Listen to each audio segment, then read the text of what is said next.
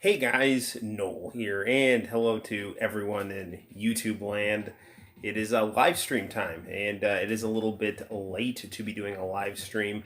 I actually wanted to do one earlier, but my phone battery was a bit low, and lots of cleaning up and family chores to do. So we are a bit late on the live stream end, but I did want to do a live stream on Thursday because who knows what Friday will bring. And I have been doing the live streams on Thursdays, and they've been, pretty nice. So this is a nice day of the week to do a live stream, even if it is a bit late. If it is a bit late and you're a fan, you can always watch the rerun. And who knows how long this will go. But I thought it would be fun. I always say the games that I think I'm going to play on the live stream at the start of the live stream, and then different suggestions come up. Diego is here; he's the first one. Awesome. So Diego, we just started the live stream. Sorry, I'm a bit late for doing the live stream. I was doing a lot of cleaning up around the house. The phone battery was low, so. Nevertheless, I thought Thursday would be a cool night to do a live stream because who knows what Friday will bring. Last Friday, I tried to play Final Fantasy VII and fell asleep on the couch and woke up at 3 o'clock in the morning. So who knows what's going to happen on Friday. So I figured, while I've got a little bit of time on my hands, we'll do a live stream. So I'm thinking, all right, man, thank you for being so understanding. So I think we're going to start off by playing some Darkstalkers 3. I was saying right before you got on that I always list certain games that I think I'm going to play in the live stream. And then, you guys have different suggestions or something comes up or I forget. So we're definitely going to start off with Darkstalkers 3. The working plan is to have the Dragon Ball games for the PlayStation, like Final Bout and Legends on deck, and we'll just see what the evening brings. Might play some Sonic, might play some PC Engine.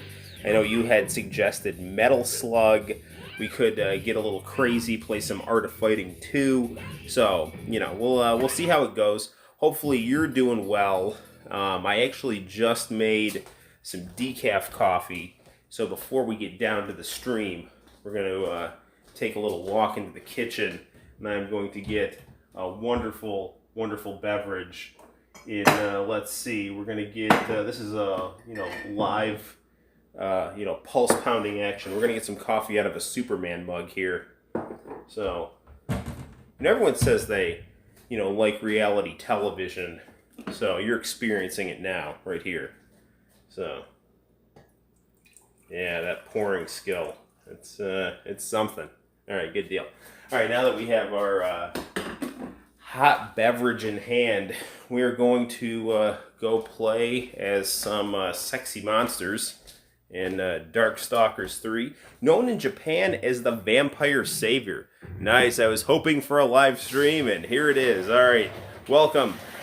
So, Rogue Drums, I was going to do the live stream earlier, but stuff came up. And we're here now. We're going to play some Darkstalkers 3, known as a Vampire Savior in Japan. I was telling Diego, I was just getting some nice decaf coffee in my Superman cup. Now, let's go play some sexy monsters. So, for those of you who don't know, let me adjust the camera a little bit here. This is basically Street Fighter with various monster tropes, and it plays very, very well. Now, I do not have the superior Saturn version, but nevertheless, the Darkstalkers 3 on PlayStation is not bad at all. So, I'm going to hit the lights, and we're going to get down to some playing right now.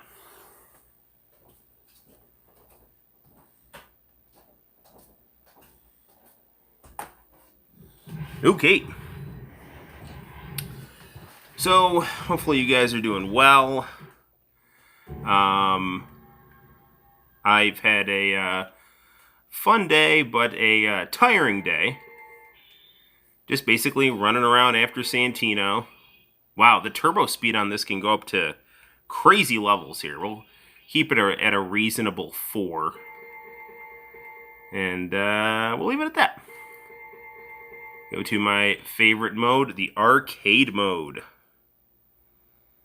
So, the big thing that's been dominating my time, I really like, I like Donovan a lot as a character. Turn them turbo to max. We will, but not for this one. Let's be Morgan. Everyone likes Morgan. I wonder why. Certainly not the fact that she has wings and is well endowed with some wonderfully cut clothing on the top and bottom. We'll do some hyper Darkstalkers in a second here. So 4 is still pretty fast.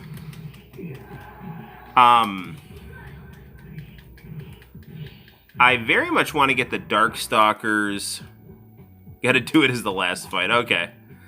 I really want to get the Darkstalkers collection for PlayStation 2 that was only out in Japan, because that has the character D, which is Noel, have I ever seen the anime of Darkstalkers? I have not, and it seems really good. I have seen some of the weird American cartoon of Darkstalkers that had like that little kid, and Morgan had this like weird Scottish accent in it. It's really, really stupid. I mean, it was kind of interesting, but I don't know. No, I'd love to see it though, because I'm actually a big fan of the characters of Donovan and Anita, and I know that they're the main characters in that anime. And I was just saying that, man, I freaking love the victory poses in this game here. Anyway, Donovan and Anita are really cool, and I know in the PlayStation 2 Darkstalkers collection, they have the character D, which is like Donovan, and I'm not sure if it's canon or not, but, at the end of Vampire Hunter, Donovan basically succumbs to his vampire blood because he's absorbed so many monsters to go kill the monsters, because he's trying to be on the side of justice. And so in him doing that, he's had this ironic result of he's kind of lost control of his bloodlust. And he basically turns into this vampire with amnesia. And he just, can't remember anything that he does. And then his last fight is against a grown-up Anita. And then there's this really vague ending where Anita's at this, like, graveyard. And it's like, did she take out Donovan and bury him as a human? Like, what the hell is going on? And anyway, I just find that very interesting. And that's only on that one version of Darkstalkers on the PS2 in that Darkstalkers collection. So, yeah, I'm pretty sure I've talked about D before, but I just find Donovan's character very interesting.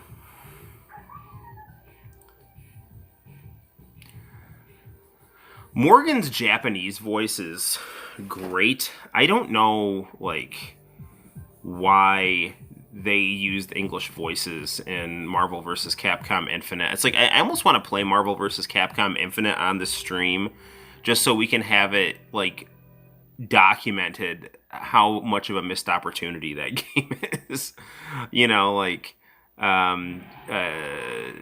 True Sinister shows up to these streams sometimes, and he always talks about the missed opportunity that was SVC Chaos, which was actually a really great game. But, that nothing, I think, is a worse missed opportunity than,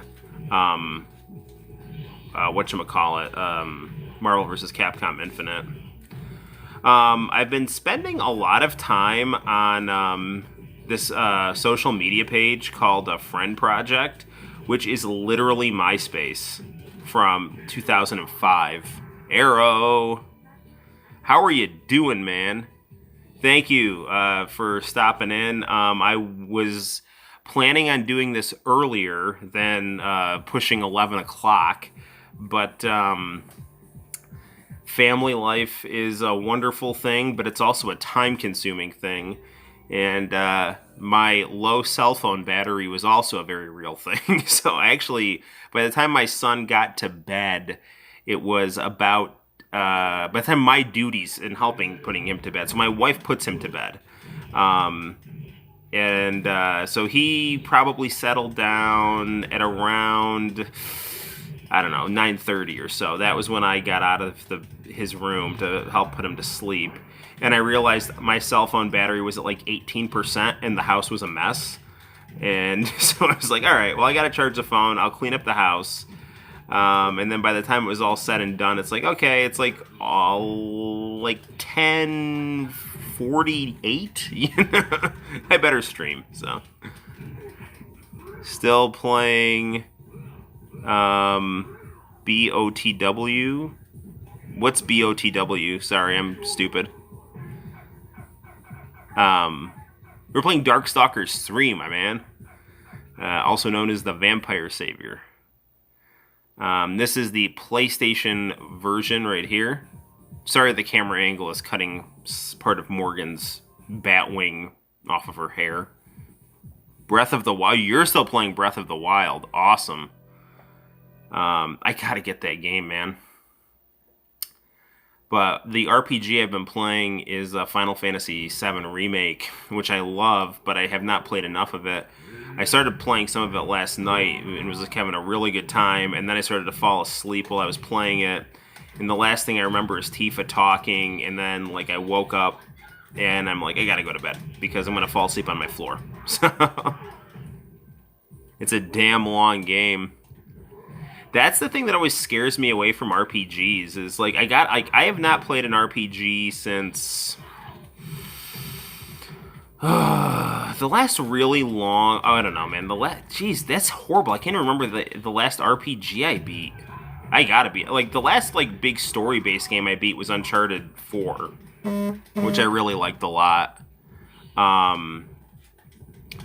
But what is the last good JRPG that I beat? I don't even remember, man. That's terrible. And I love JRPGs. That's like my second favorite genre. Or maybe my favorite genre. I don't know. But, yeah, I don't know. I can't remember the last RPG I beat. I know for sure, like, I had a lot of fun playing Chrono Cross on DS. I was playing a lot of that, Capcom Namco Sega crossover game. A lot of progression in that game is entirely up to the player. Interesting. I mean, I've messed around on a lot of RPGs, but I mean, I used to be someone who would just like, the last RPG I probably beat was Police Knots. That's got to be the last RPG I beat. No strict path. It's up to you. Interesting. Yeah, the last RPG I beat was probably Police Knots. And I love that game dearly. But that was about a year ago. Maybe more, probably about a year and a half ago. Because I was in the old house when I beat Police Knots. Because I remember I beat Police Knots and Snatcher pretty much back to back. Because I beat Snatcher and loved it so much that I was like, I have to play Police Knots. Because I knew that Police Knots was like the spiritual successor to Snatcher. Jeddah is the only character that makes Marvel vs. Capcom Infinite playable. He's fast in that game, and a lot of other characters just are not fast. So, they're not like walking in water, but they're just like clunky.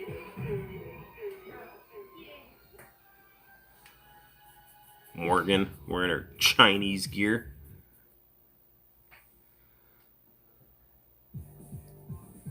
Maybe I should have given you a hint. Maybe next time. I bet Lilith is her final boss here. It's been a bit since I've played this game. Yep.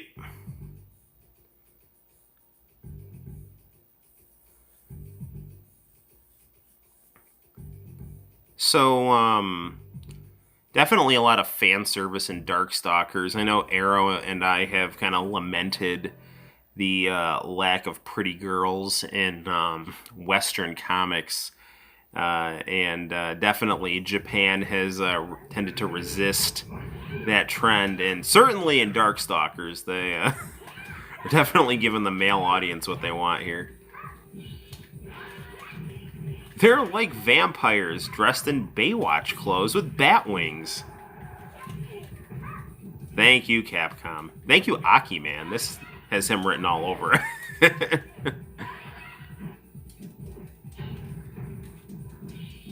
So I had actually found out about, this is like going to sound really stupid, but I actually didn't find out about Morgan until Marvel vs. Capcom 1 when I was in, I don't know, probably like 11th grade.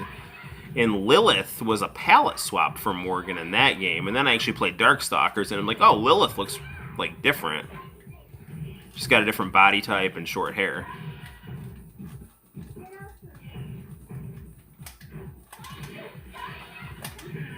I got her. The East has been pretty satisfying when it comes into that department, yeah. Oh, yeah, well, more so for this ending here. So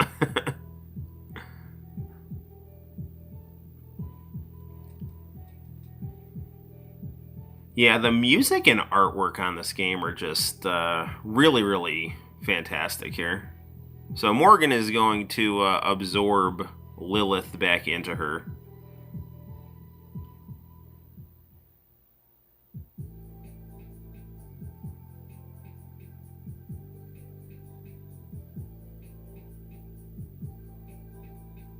Ah, the world looks so beautiful. It feels like I can do anything.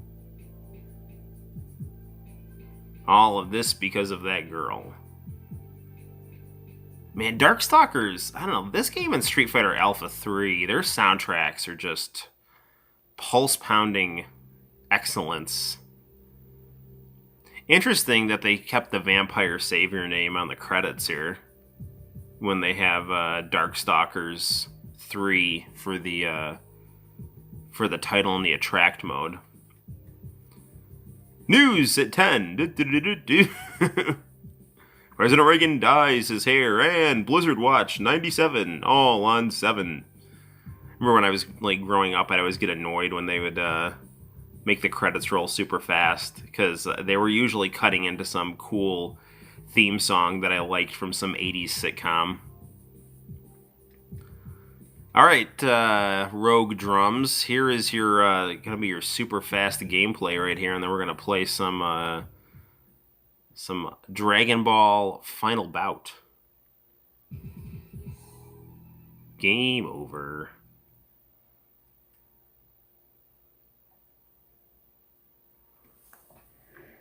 I'm gonna adjust this camera a little bit here.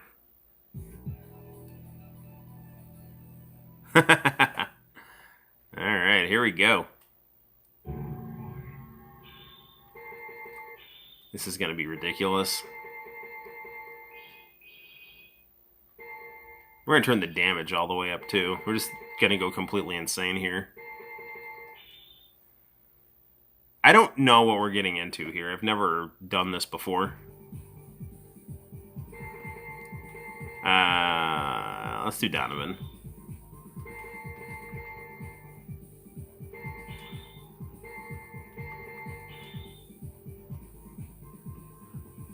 Do you collect tokusatsu action figures? I have a couple of Power Rangers action figures that are pretty big. I do not have any Ultraman. I would love to get some, though. This isn't that bad. It's fast, but it's not as fast as I thought it would be. I mean, it is pretty fast, but... like, it's fast to the point where I'm kind of button mashing a bit. But it's not as, like, insane as I thought it was. But I really would like to get more into the statue collecting game. I do have some nice Dragon Ball statues that I've shown you guys. Oh, I turned the... Oh, that wasn't, like, damage that I was turning up. That was the rounds.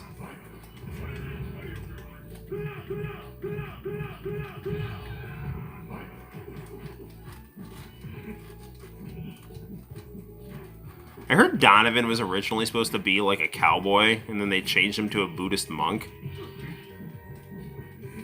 Diego, do you collect those kinds of action figures? I would love to start getting some Jetman action figures. I freaking love Jetman. I need to see how that series ends, even though I know it's going to be disappointing, because I know what happens to my favorite character, kind of. I've tried to avoid spoilers, but whether or not evil awaits me, I shall do what must be done. We'll do, like, 2 more fights, and then we'll switch games. Shenho! You know what we should play is, we should also play some Super Puzzle Fighters mini-mix. Not even Puzzle Fighters, we should just do Gem Fighters. That's, I think, what I was thinking of. I said Puzzle Fighters instead of Gem Fighters. Because there is Super Puzzle Fighter Turbo, which is great, but we should play Gem Fighters mini-mix. That is a great fighting game that came on the Alpha Anthology. I don't have that many. Cool. Who do you have? Figure collecting seems like a cool hobby. Yeah, I really love the Dragon Ball figures that I have. Some figures are like super expensive. Like I know the JoJo's Bizarre Adventure figures are ridiculously priced. The Dragon Ball figures are easy to get because they're, thankfully Dragon Ball has gotten popular in the United States and GameStop carries a lot of the figures. But I don't even know if GameStop is... Well, I don't, like... Cortland is like right in the middle of opening for Phase 3, so I'm thinking GameStop was probably gonna be open.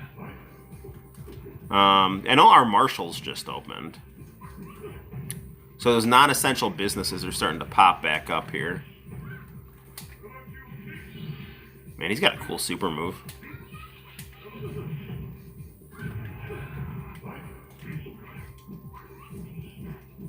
I gotta get the Saturn version of this game.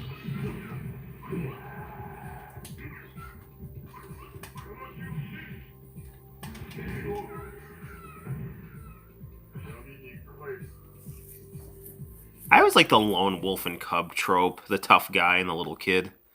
It's already expensive hobby, importing that and more. Yeah, Marshall's just opened. I'm so happy about that. Dude, I love Marshalls. I love Marshalls so much my closet broke because of Marshalls. I'm not kidding. Like, my wife and I had to literally get a new bar for my closet because I had so much Marshalls clothes in it. Okay, so that's Darkstalkers 3, an excellent game. I have 3 Ultramans, 2 Kamen Riders, Hikaider, and his enemy Michael the Angel. Ooh, interesting. I don't know. I've got a Mazinger Z game that's pretty rare for Genesis. We could play that. That's a really good game. I found it at a flea market for cheap, and then I found out that it's actually worth some money. It's like a good side-scroller, and then like a subpar one-on-one fighting game. So, okay. This right here is Dragon Ball, the Final Bout. It's the best for family, PlayStation. So this was for a long time the last Dragon Ball game that was released, because when Dragon Ball was ending in Japan, this was like the big send-off game. Dragon Ball's first game in 3D. And it has a really amazing opening credits and some nice 3D graphics, too, and some really nice music. Gameplay-wise, it's very clunky, but I don't mind it because I love Dragon Ball, and I like the characters and I like the music, but if you're being objective about it, it's not the greatest game. But I don't think it deserves the hate that it gets. So we're going to play that, so... I'm going to set my phone down. Diego, I do have one of those great battle games on the Famicom that has Kamen Rider, Ultraman, and Gundam in chibi form. And they go through... It's a really good game. Excuse me. But it is... It gets pretty hard, but all those 8-bit games get difficult, so... But I really do like that game quite a bit. It's got some great graphics on it. I also went to buy the very first Super Sentai that aired in 75. Cool! Cool. I love my Jetman, I love my Power Rangers. I I don't know. What are some other Kaku Ranger's really good. Time Ranger is good. I've yet to see a Super Sentai that I don't like. O Ranger is cool. Yeah, good stuff. All right. They had. I'm blanking on the name of the. There's something that I have to tape. Ooh. Okay. So, you might be interested. I was telling O Ranger was actually poorly enjoyed in Japan. I don't know. I thought O Ranger was pretty cool. I'm blanking on the name of the series that had the original White Ranger who was a kid. It was like Kiba Ranger, but that one was good too. O Ranger had a cool opening. O Ranger. Not as good as this opening though. This right here is the biggest fight. One of my all-time favorite Hinorobu Kageyama songs. Actually, I was really psyched about Dragon Ball GT because I thought it would be more like this opening here, and it wasn't. So.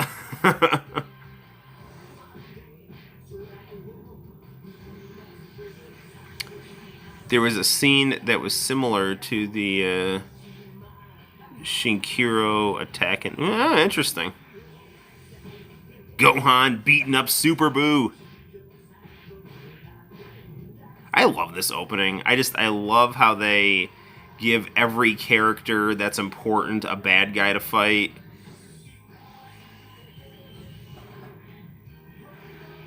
Did not sit well with the Japanese audience. I gotta look that up. I wish Gohan had actually beat Super Buu. He beat the shit out of Super Buu, and then they just trailed off the story. So, like, Gohan did beat Super Buu. He lost to, like, the fused Buu on that stupid fluke, and then they never ended the story properly. Like, the ending to the Buu saga is the thing in anime that pisses me off probably the most, because Dragon Ball Z is my favorite anime, and Gohan is my favorite character, and they built that whole series, maybe the whole series, but definitely that whole season up to Gohan, really finishing out the series as arguably the main character. And do you mean Kiba Ranger from Die Ranger is what I'm thinking of. Die Ranger is what I'm thinking of. Yeah, so anyway, the whole thrust of Dragon Ball Z was Gohan's potential, and it was there, and then it disappeared. I mean, Super has done some stuff to bring it back. I always want to turn off these energy battle things, because those are a little bit tricky. I think they kind of disrupt the flow of the fight. So the weird thing about Final Bout is that you start off with these characters here. So you start off with GT Goku, Pan, GT Kid Goku, GT Trunks, Super Saiyan Vegeta, Piccolo, Frieza, Buu, Cell, and Gohan. I actually heard they held this Mystic Gohan. I heard they actually did a survey in Shonen Jump, and that's how they came up with the character roster for this game. But I could be wrong on that, but I believe that's what it is. But anyway, you play the game and you unlock characters, but you have to basically play through the game to unlock the characters in arcade mode. This game looks great, though. You can just kind of spam your jabs, though. I've never played this game on this PVM. It looks fantastic. Masenko! I remember my friend, when he was just into Dragon Ball in '97, used to rent the American version of this game, and he was super into it. And then I played it, and I was like, this is cool. And then I played it years later. I'm like, I still love this game, but it is much slower than the 3D fighting games I'm used to. I don't really like Dragon Ball GT because Goku is a kid all over again. Yeah, they really wrote themselves into a corner with that because, what I had heard was that they're like, Goku's too strong, we have to nerf him. And it's like, all right, but the way that they did it to make him a kid to try to appeal to young viewers made absolutely no sense, because it totally disrupted the entire series, the entire resolution of Dragon Ball Z. Like, if they were going to make him a kid be temporary, fine, that's cool. But then they didn't even realize that they had no way to actually turn him back to normal. So they just, like, had him be a kid for the rest of the series, which made no sense, because, like, what about Chi-Chi? You know, like, oh, my wife, you know, she's an old woman, and I'm, like, 11, but, you know, whatever. So it's, I don't know, it's just really, this made no sense. Like, if you had him be a kid temporarily, you know, that would be fine.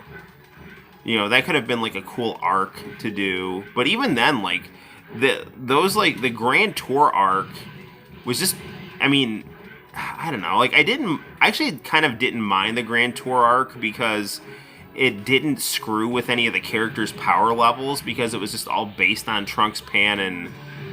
it was just all based on, like, Trunks, Pan, and Goku going through space, you know? So it's like, oh, I'm just assuming everything's like the end of Dragon Ball Z.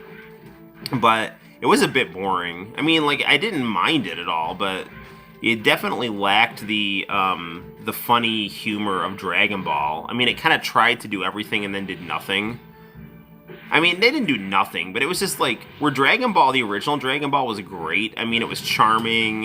It had some sexy, funny humor. It had some inappropriate humor, but it was also like a very kind of cute, fun fighting anime too, you know? The Spanish version of Dragon Ball Z is the best version. Interesting. I should check out the Spanish version. I really like the Italian opening to Dragon Ball Z. What is my destiny, Dragon Ball? Have you ever played Dragon Ball Z Budokai? Yes, I have, and it is very good. I'd like to find some subtitle tapes of Dragon Ball Z. There's got to be more for me to find out. Dude, the one you sent me is fantastic. I haven't watched it all, but what I've watched of it, I absolutely love. I love both Dragon Ball and then seeing those commercials. So those episodes of Dragon Ball, those are all the episodes I saw on the International Channel, the Buu Saga. So I started watching Dragon Ball Raw in Japanese, from Trunks fighting Cell in his second form, and then in his final form... No, I'm sorry, not his second form. It was Vegeta fighting Cell in his second form, Cell absorbing 18, and then Trunks fighting Perfect Cell. That's what I had started Dragon Ball Z in Japanese with, and then I watched it right up until I lost International Channel. Trunks looks really cool like this. I really wish they had done more with him in Dragon Ball GT, rather than just kind of have him be like a Yamcha type character.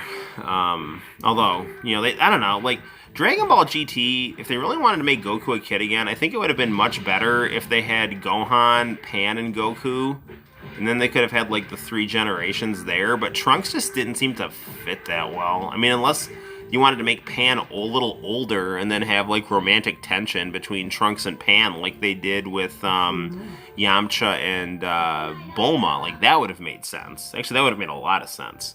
But they made Pan too little and Trunks too old and Goku too little. So it's just, I don't know. It was like, on paper, someone had a good idea that seemed... Well, actually, on paper, they had an idea that seemed decent, and then it just really wasn't, you know. I should be able to for subtitles on... Ooh, cool. That sounds interesting. Yeah, dude, I have like the whole Buu Saga on various VHS tapes, raw in Japanese off International Channel. So if you go to I was telling these guys, I just got on the social media site called Friend Project, which is literally identical to MySpace in 2005. It uses all the same MySpace coding and things like that, and you like have to do like HTMLs and go to all the special sites that you would go to make your profile and things like that. So I'm having a ton of fun with that. I'm wasting too much time on it, actually.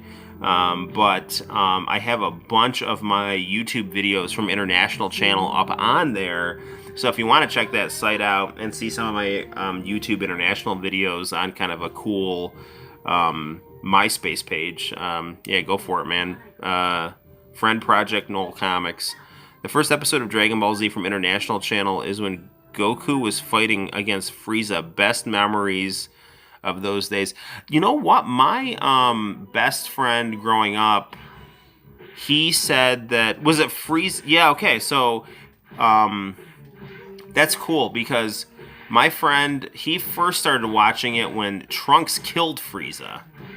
So he must have started watching it not that long after, it actually started. Man, I miss International Channel so much. Friend Project, yes. It's called Friend Project. Friendproject.net. It's literally old MySpace. Which is fantastic. It's so much fun. Because when I was growing up, so when I was on MySpace when it first came out, I was an undergrad in college. And, I don't know, I didn't really have my sense of style or identity fully worked out, not like identity, like I didn't know who I was, but I was just kind of thrashing around, I didn't really know how to put myself together. And now this kind of gives you a second chance to do that properly. And plus I miss MySpace, social media now, it's getting all corporate and homogenized, not and monolithic, but MySpace was cool because you got to just kind of do your own thing. It's a little complicated because you basically have to code your own web page, but there's some pretty, actually there's a lot of eccentric, weird people on there. Not in a bad way, but I'm eccentric and weird too. Yeah, I'm definitely, actually I got one of my friends to make a page, so, but none of my normal social circle is on there, so.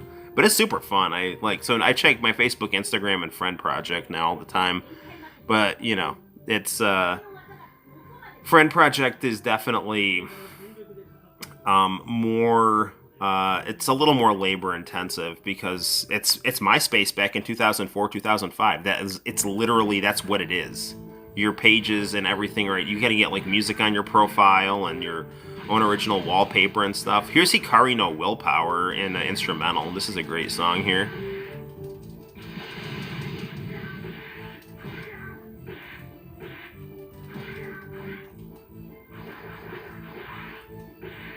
So we have these guys fighting for the future right here.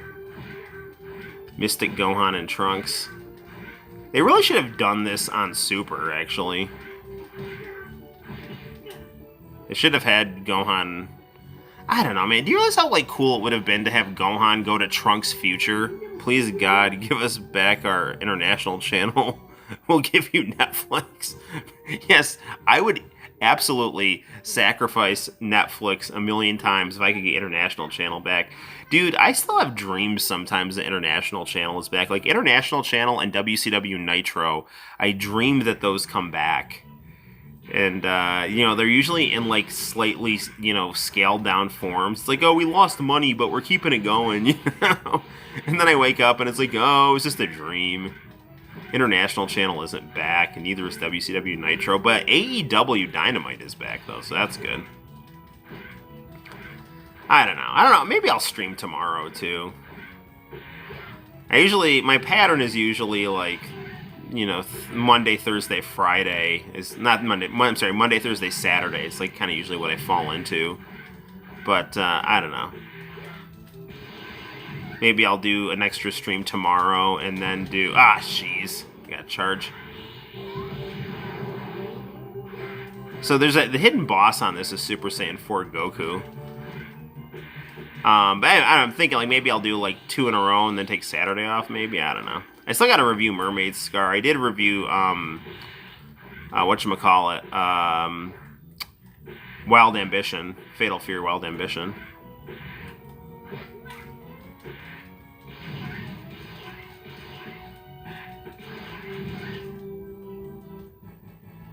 A lot of stuff there, whether they be anime, action content, or stuff you can find elsewhere. Yeah, I know, but I just miss International Channel. It was just a cool channel. I just remember staying up late, working on my college stuff with International Channel on. Alright, that is child abuse right there. I struck my daughter with a gigantic Kamehameha. Damn, your Friend Project page makes me feel as though I'm in a different era. Thank you. It makes me feel like I'm in a different era, and it's amazing. So, all of you, get on Friend Project and be my friend. I want to talk to you guys on Friend Project. I don't know anyone there. I mean, like this one girl keeps like texting me and stuff on there. Like, I made it very clear I'm married. She seems very nice, you know. And like the people on there seem like really chill and cool. You know, it'd be nice to have like people like you guys who like my taste on there. But I mean, do your thing, man. I'm just talking off the top of my head, man. You don't have to follow me to different weird social media platforms. Oh man, he countered my Kamehameha. So the weird thing about this game is that, like, okay, they have a lot of characters, but a lot of these characters are different versions of Goku. Which, again, I don't necessarily mind, per se, but did we really need, like, Dragon Ball GT regular and Super Saiyan Goku in adult form, and then the kid form, and then the Dragon Ball Z form? They could have just done, like, Dragon Ball Z adult Goku, and then do Kid Goku in Dragon Ball GT, and then throw in some extra characters that aren't Goku. Hey, Noel, was the very first show, commercial, movie you ever watched on International Channel? The first thing I watched on International Channel was literally Dragon Ball Z. Because my friend was watching it, and then I saw Head Chala. I saw the opening, you know, Chala, Head Chala, and it was the first time I'd ever actually seen an opening in Japanese. And I'm such a huge fan of the 1980s, and you know, Japanese stuff in the 90s used a lot of this, you know, like it was very similar to the 1980s in the U.S. Like from the film quality to the use of synthesizers. So I really felt like I was like back in the 80s. It was amazing. And so that really kind of like attracted me more to Japanese television and Japanese anime. And then like they have other stuff from Asia too, like these Japanese, and you know, just I did have like music shows from South Korea once in a while, or like I remember I was watching some like really sophisticated karaoke thing from Vietnam, you know, and it was like all this like 80s synthesizer stuff, and I was just in love with it, man. And then like I remember like I said it before, like they had like Alejandra, like with Maria Conchito Alonso, and I remember like I loved the opening to that, so I like really started getting into International Channel for the openings of things. And, you know, from that, I then started hanging around for more of the programming, and then I just got, like, super into it, because, you know, everything is, like, different costumes for different Gokus, yeah. Yeah, that could have solved the problem right there, you know? But instead, we had to, like, code multiple Goku characters. Okay, so you should have had 3 Gokus. You could have had, like, Kid Goku from GT, Orange Goku from, here's Baby. Alright, so basically what we gotta do is just kind of keep doing this. Don't get cute with him, because he can be cheap. So you should have had Kid Goku, Dragon Ball Z Goku, and Super Saiyan 4 Goku. That's all you need. And then you should have had, like, rather than having, like, Vegeta from the Buu Saga, you should have just had, like, Super Saiyan 4 Vegeta. Like, that would have been cool. Have Mystic Gohan. You should have had Gotenks and Trunks. You should have had Gotenks. Like, that would have been really cool. I mean, if you're going to have, like, Kid Buu, or, you know, you should have Gotenks. I mean, like, the roster here isn't bad. Like, I mean, I don't mind, per se, them having a lot of Gokus. And that is a perfect, my friends. Holy cow. Same here with me. Dragon Ball Z was the very first show I watched on International Channel. Right on, man. We are great minds, and we think alike. Now, I think we're going to fight Super Saiyan 4 Goku here, because I don't believe we lost the match. What? Well, maybe did I set it on easy?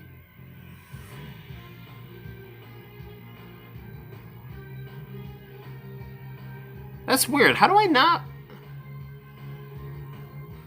That's weird. I can't remember why. I don't know why I didn't fight Super Saiyan 4 Goku there, because I'm pretty sure we beat the whole game without losing a match. So, I don't know.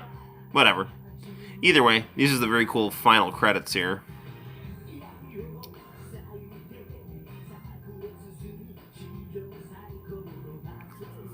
I almost want to pop in the American version of this just so you guys can see the difference, and I can remember the difference.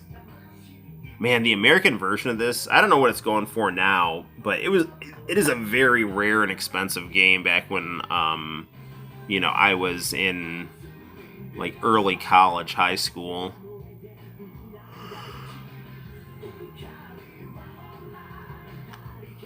Man, this song is great.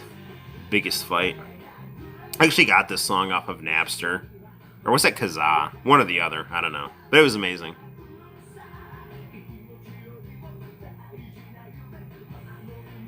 Anyway, I really like this game. I don't get the hate that it gets. I wish we wear a shirt with the international.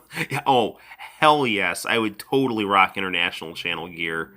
In fact, we could get that screen printed. Like, that can happen. We can do this. We need to get some, like, international channel snapbacks going here. That needs to happen. We need international channel snapbacks. Okay. So actually, there's actually a vocal closing credits here, but for whatever reason, we got, like the second best ending. We didn't get the best one, and I don't know what I did wrong to get us the lower tier good ending, but whatever, it's all good. But that's Final Bout. It's a good game. So this here is the American version of Final Bout, and then there's also the later released one with Super Saiyan 4 Goku. They're identical games, but they just like had different covers here. But it's weird that this, I've said this in the previous video, I don't understand why this one had Dragon Ball GT as the logo, or I mean for the title, and then like the Japanese version where Dragon Ball GT was out did not have Dragon Ball GT. So I mean, like, we basically have similar covers here, but like one is GT and one is not, and the one that is GT is the one that didn't have GT. I don't know, whatever. Maybe they just figure like American people would like more letters. It sounds like more extreme. Like my shirt. My shirt is like ridiculously awesome. So is that coffee. I've been developing a problem. Too much coffee. Alright, so we're going to turn our modded PS2 off. And we're going to pop in. We'll just do like a couple, maybe like one fight. I'll just show you guys the more disappointing opening and some of the English voice actors on this version. And then we'll pick another game to play. So, okay.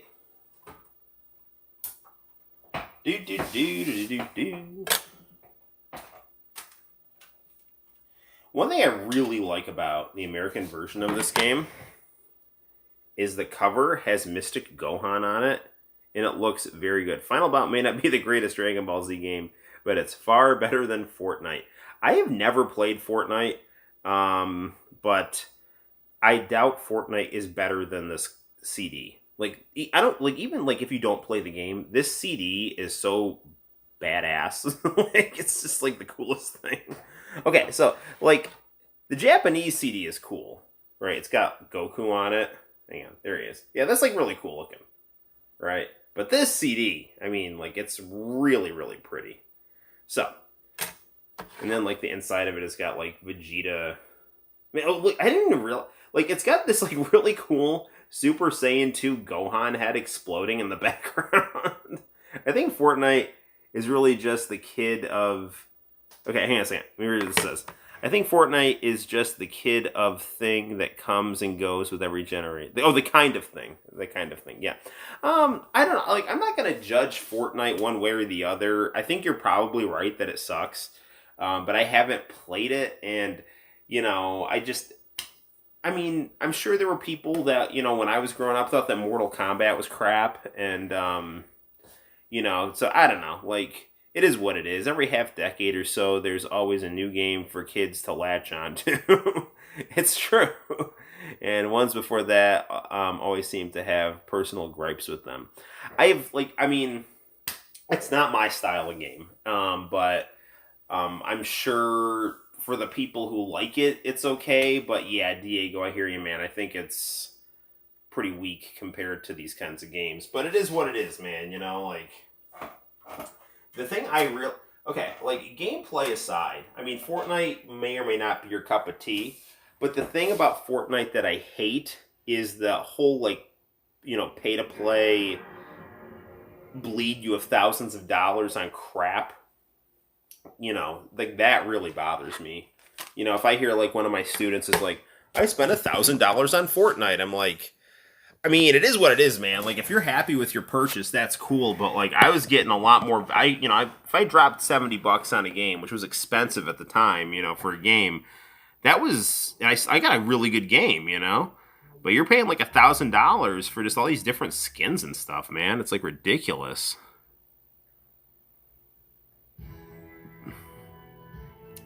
Yeah, so the opening for this version, the animation's there, but music is really not as good. Like, it's not bad, but Fortnite and any kind of online game were never my type of games to play. Same, yeah. You know, I have friends that are into MMORPGs, but I don't want to get into them. Like, I'm too obsessive about things. And the thing about MMORPGs is it seems like they lack story. And, I mean, I like something that, if I'm playing an RPG, I want to play it just as much for the story as the role-playing. So, like, to me, like, role-playing is not the most important part of a role-playing game. To me, the story and the aesthetic are the most important thing. But, I mean, everyone's different, you know, so... But, I mean, my whole thing is, like, if I'm going to get, like, super in... They're a big time sink. Yeah, hear you, man. People spend money for the look. Yeah, more than the game. Yeah, I hear you, man. I mean, like, every once in a while, I'll spend some money on, like, an Xbox avatar or something. It's like, I want to wear a Sega Saturn shirt. Let's see if they got it. Oh, they do. You know? But, like, that's like $1, you know? Like, and once you're done, you're done. But...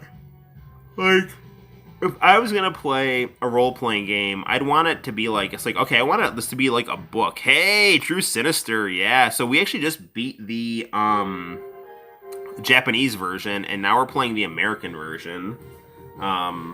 So, I'm pretty sure I thought I did everything right to get, you know why? I think we set it on easy. I think we actually had to set it on hard to get Super Saiyan 4 Goku.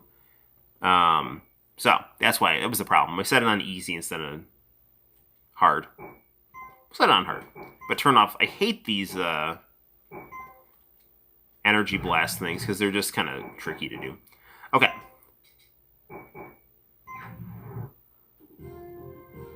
So other than that weird non-vocal opening, we're going to be Mystic Gohan again, just because he's my favorite guy. What are you? I don't understand why there's another me, but it seems that I can't avoid fighting. I don't know, man. Tony's here. Hang on. All right, Tony, hold on. All right, so, wait a second. Okay. So, I'm going to try to adjust this camera here. Whoa. Alright. So, Tony, don't worry. Alright, okay, so this is the deal, Tony. We played the Japanese version of Final Bout, and we beat it.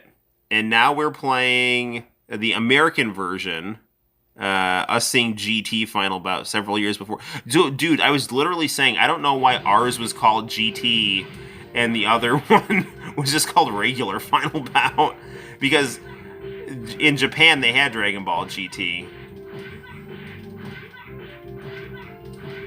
This game can be, you know, not necessarily the most fast-paced fighting game, but I really like it, so. You're so slow, you can't win. I want to say these are like the Ocean dub voices. Super Little Goku. Anyone else that you can't defeat me. Hurry up and show me your real strength. Alright. Man, who is that voice? I know that voice from somewhere. Man, the American voice actors. Sweet. Can't wait to watch the beginning on YouTube. Yes. Separate, unique voices. Masenko, come on. Yeah, it's weird. It's good that they kept the Japanese voices at least for the fighting, you know? I don't know. They subtitled Bushido Blade. Oh, we should play Bushido Blade. That is literally, if we're playing these 32-bit PlayStation, you know, polygonal fighters, we really should play Bushido Blade. SL Goku. It looks like this is like St. Louis Cardinals Goku. He was trained by Ozzie Smith and Bobby Bonilla, and now he's taking a breather here. Well, now that Tony's here, we have to play Legends, so... some of the changes from region to region are so arbitrary. Yeah, absolutely. Supposedly they all did in one take with very little planning. I love the special animated sequences in the Dragon Ball game. Make zero sense. Actually, that Piccolo voice is more like the Japanese Piccolo than the Funimation Piccolo. So this is a cool version of Namek that's blowing up in the background here. Kamehameha! Biggest fight, the opening to this, and again, I'm pissed off that they cut the music off. This is the expensive version of this version. So, like, this is not the Super Saiyan 4 cover version of this game. This is the one that's got the same Japanese cover, but with the really cool Mystic Gohan on the blue disc. The intro. Yeah, I love the intro.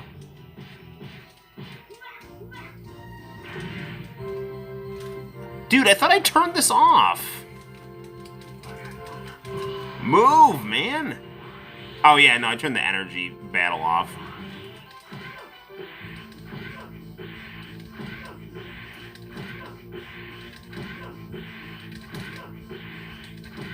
I don't care if that was cheap. I did what I had to do. The English voices in Final Bout are awkward. I agree. You should know more than anyone else that you can't defeat me. You're gonna give it all you got from the start, huh? I'm not so easy. Okay, there we go. My name is Trunks, and I sell oatmeal. I mean, I don't know, that's what I imagine that guy does, who's doing Trunks' voice.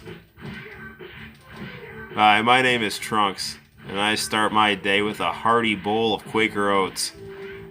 You might have your mini-wheats, but I'm not so easy. Did we ever play... We should play the American version of Evil Zone. That has got some crazy voice acting. We also need to play Castle Shikigami at some point, because that game is gibberish. It's just random English words that make no sense, you know? I mean, it's not even English. It's just like someone reading a phone book. You should know more than anyone else that you can't defeat me. Even if there is no hope, why don't you worry about yourself? Why is Vegeta Scottish in this game? Hawk, there can be only one. And that is Prince Vegeta of the clan Vegeta.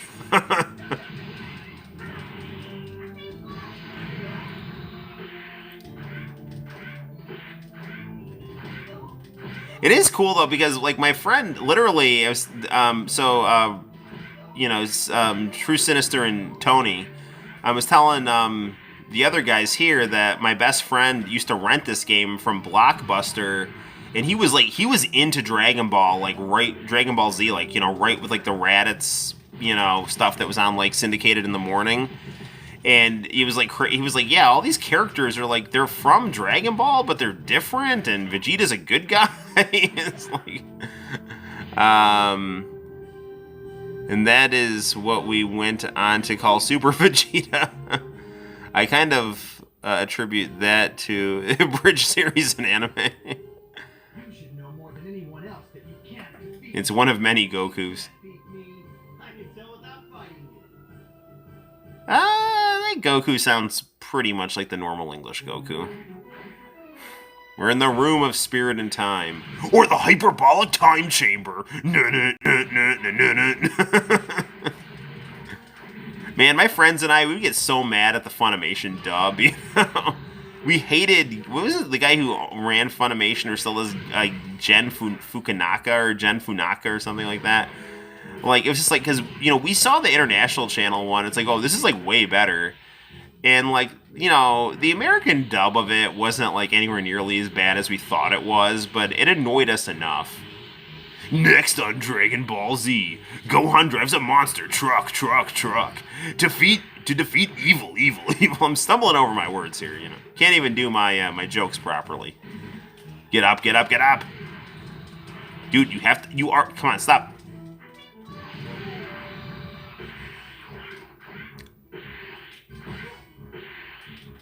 Some people would say this takes the fun out of the game to be able to spam a move and beat your opponent, but not me.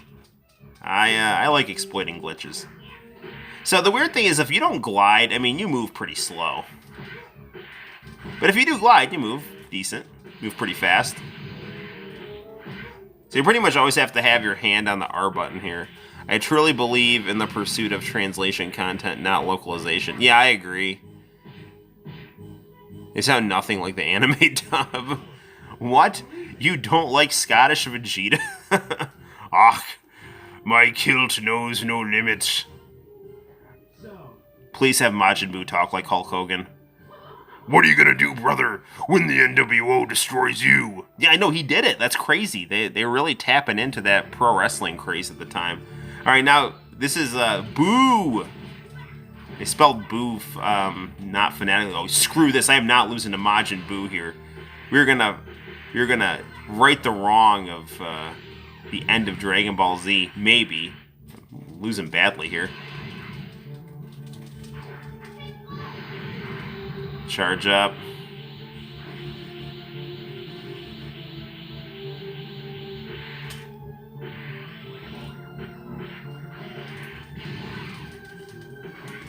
Come on.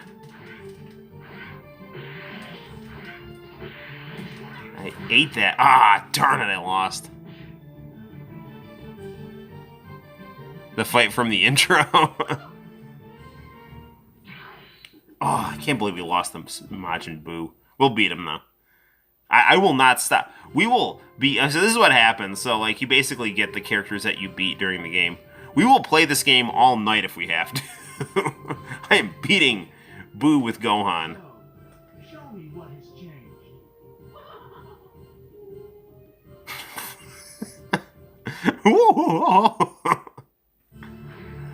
They could have just left the Japanese voice. Dude, that one move, like, freaking get out of the way, dude. Man.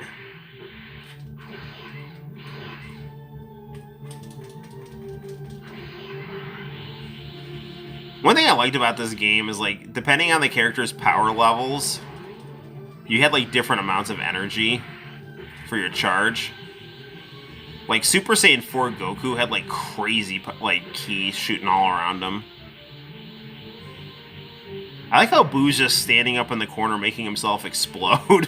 Like, maybe I'll just fly into that. I haven't seen any GT. Pretty much, Cell shows up as far as I got. Cell makes a Cell and Frieza are in GT. They're in hell. But, like, nothing really comes of it. They just freeze Kid Goku in a block of ice. And then that's it. They somehow get defeated in hell without actually throwing a punch, or a punch being thrown. It's really anticlimactic. Like, GT, like, had some... Like, I think what happened to GT is, like, they had some idea people that's like, well, it'd be cool if we did this. And then they just, like, had no real idea how to do it, you know? Like, they just... I don't know. They didn't seem to understand the character development from Z very well. Ah, crud. Move.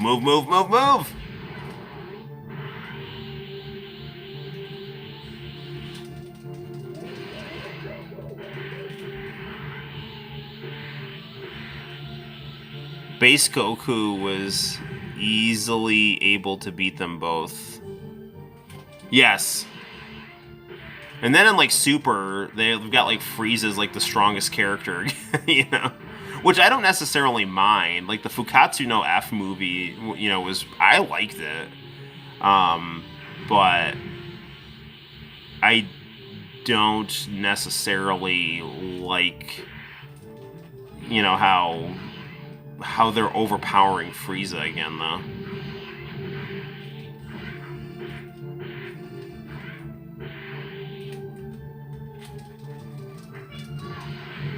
There you go.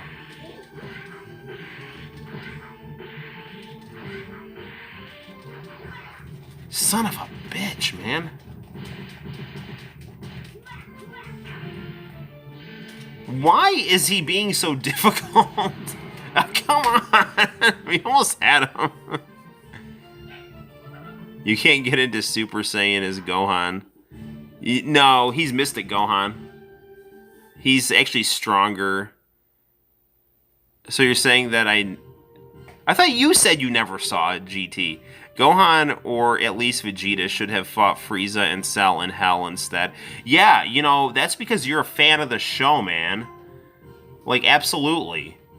Instead, they had Gohan, like, get his butt kicked by General Rildo, who has, like, no, like, previous... There's, like, nothing there. He's some character they made up, and they're having him beat up, like, the most important character in Dragon Ball Z, arguably. I mean, he's not getting, like, completely wrecked, but still. And the whole thing is, like, I get that Gohan doesn't train as much, but that doesn't mean anything. Like, he's still ridiculously strong, and his mystic form is stronger than Super Saiyan 3, so there's no way he just loses that. I mean, Super, they kind of did a backstory about how he had to get it back, you know, which is cool. What the hell, man? Why is he being so difficult? Stop!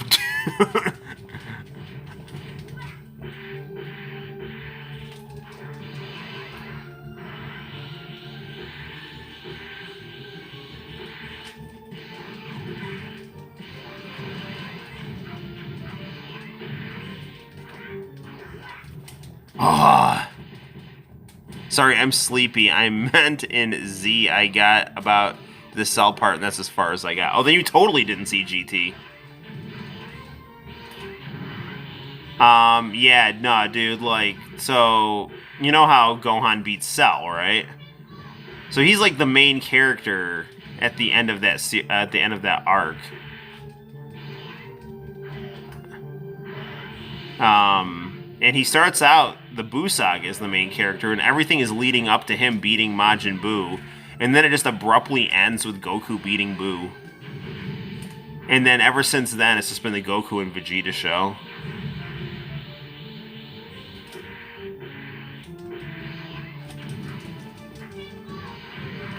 I cannot believe they're making him this hard here. I mean, I have this on normal. I wonder if they made this game harder for the US version. They used to do that all the time. They'd make the US versions of the games harder than the Japanese versions of the games because the US rental market was stronger. So they're like, oh, well, if we just make these harder, people will just keep renting the game. It's like, I mean, like, maybe. Or maybe they'll just get pissed off and stop playing it, you know?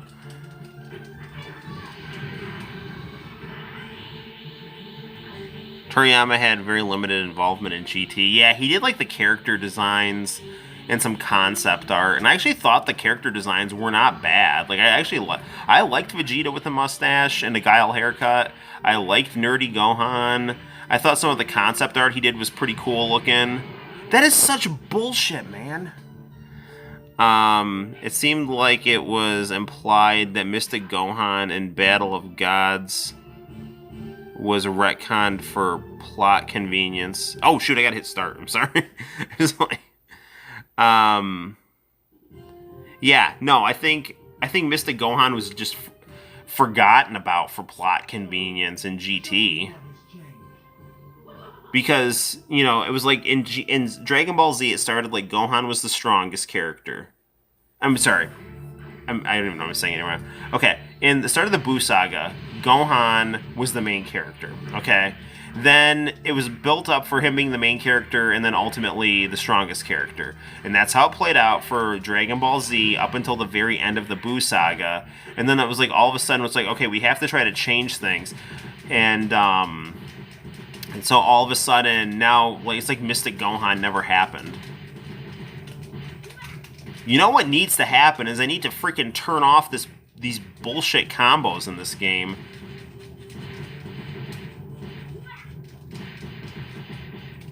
I prefer Gohan as the Great Saiyan. I loved Great Saiyaman. I know a lot of people don't like it, but I thought Great Saiyaman was awesome.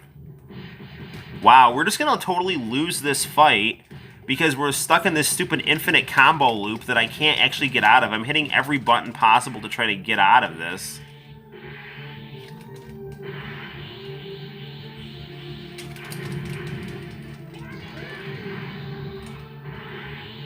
I'm just gonna like try to keep my distance and keep shooting Kamehamehas at him and see what happens here. Or Masenko's. Well, that one missed.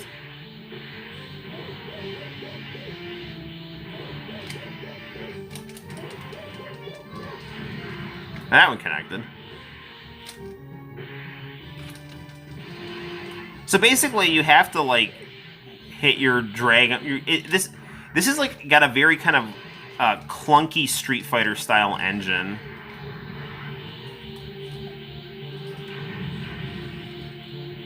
So it's got the Hadouken motions.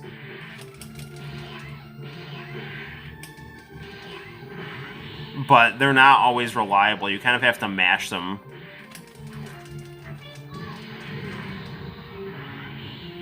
And it's kind of weird because sometimes it looks like your energy attacks are gonna hit and they don't, and then like they look like they won't hit and they do. But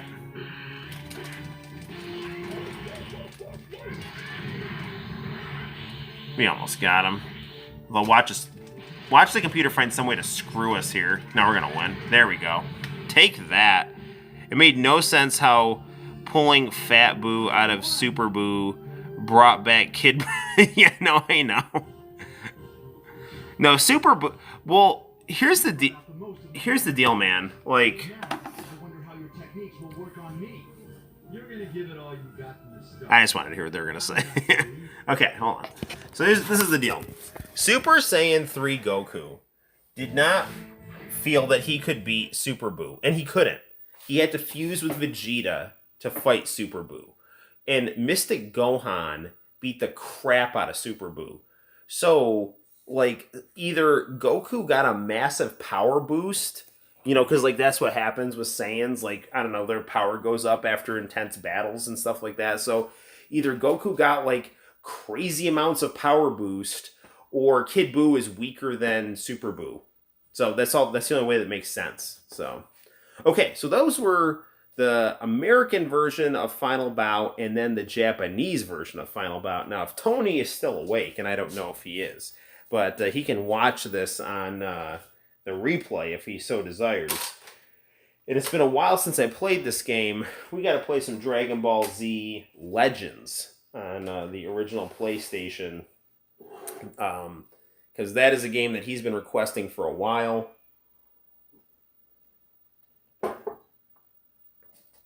And it is a good game, even though I have not played it in a couple of years, actually.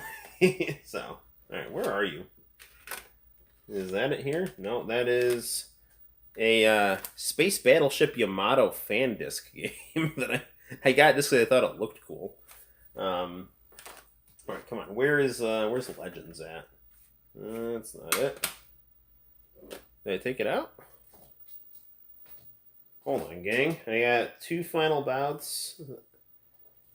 Where did I put Legends? Oh, on the floor. Here it is. So, very cool cover here. So, see Goku fighting all the Dragon Ball Z villains. So there we go. And Vegeta wearing his 1/2 of Vegito earring. So, good stuff. It's always interesting to play these, early PlayStation games that are really, having some of the 2D aesthetic and then having this, new 3D aesthetic that they're clearly still excited about, but still developing. I don't know. I find these games have a kind of a cool look. When does school finish there? My school year finishes on the 17th. So my final assignment for the kids is going to be assigned tomorrow and due on Tuesday. And then I have till the 23rd to get my grades in, which I'm pretty caught up with my grading, but I have to transfer my grades over from over from Google Classroom to something called School Tool that my school uses. This is a very cool disc. Again, PlayStation, the best for family, and a very cool Goku. So, cool stuff. When's your school year end, Arrow? You're, what, almost a senior? And you're in, like, the Jersey area? Okay. You'd think that being so close, it'll end at the same time. 2 days less than that is... Yeah, interesting. So you're almost done. Cool. Senior year next year. Awesome, man.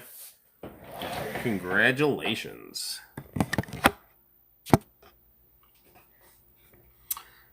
All right. Let me try to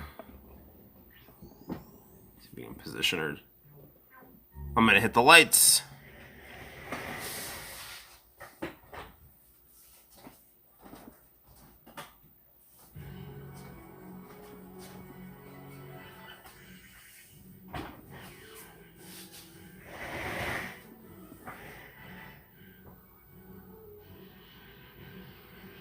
Man, it's been a while since I played this game, but it's super cool to see this. So you can tell this came out when Dragon Ball Z was still on the air.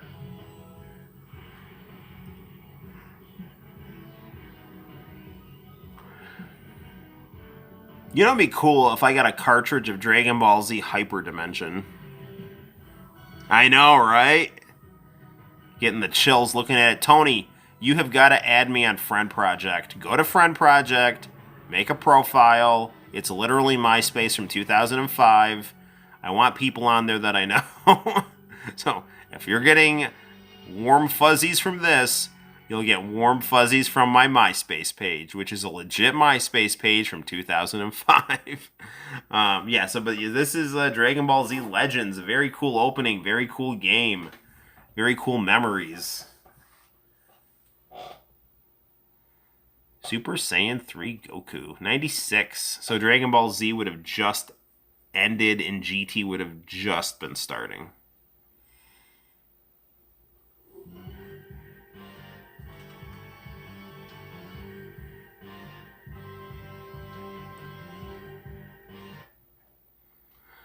I don't remember how to play this game.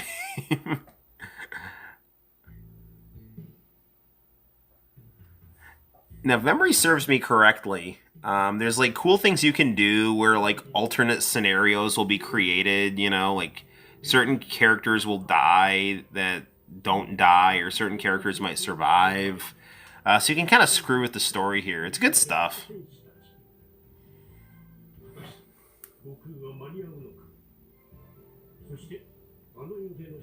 Nice use of manga paneling here.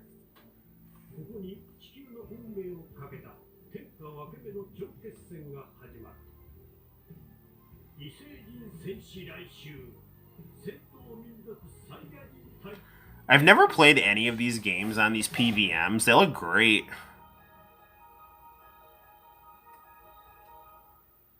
Tony, were you here when we played Ultimate Battle 22? Because we did play that. I think we played it either 1 or 2 streams ago. We could actually, now that you're here, play the American version of Ultimate Battle 22, which is Friend Project, yes. Yes, Friend Project. I'm Noel ComiX on there with an X. Arrow has already checked out my page. It's amazing. You can watch lots of my international channel stuff. It's like literally all the embedding and all that old stuff that you did on MySpace. It's like exactly the same. All those sites work on all those like MySpace pimp my profile things they work on Friend Project. It's literally a clone. Nice loading screen here.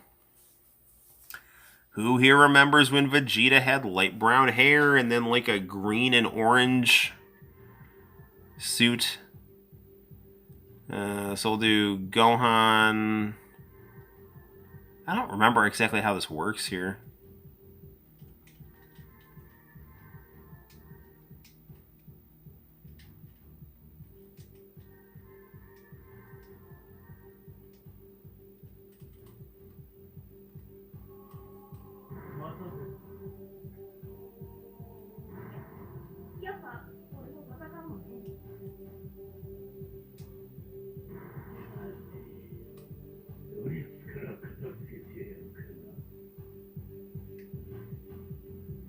PlayStation always had those like really crisp polygonal graphics.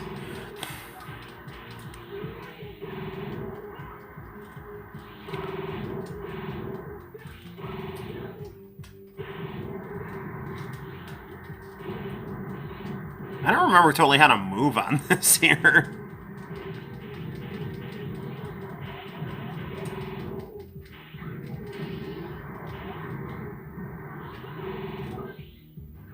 There we go.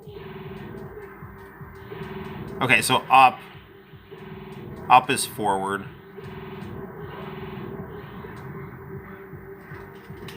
Charge, charge, charge.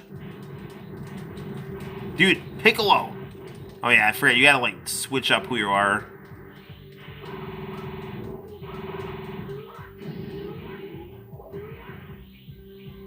This is actually really fun. Now that I'm kind of getting the hang of it again. I think remember that bar at the bottom goes back up and forth. Yes. Amazing that this is your only YouTube on Earth, his international channel in YouTube, and no one else does. Yeah, well, no one else is as cool as me, man. Stay humble.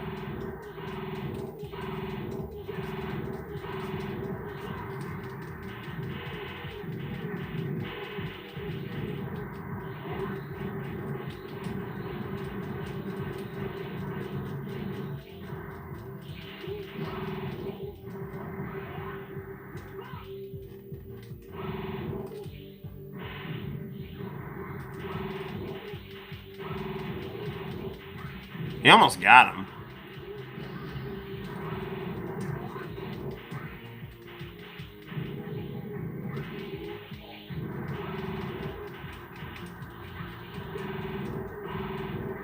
I mean, I ended up picking, like, I ended up picking up Krillin and Piccolo just by accident. I didn't even remember how to actually select characters on this game. It's been so long.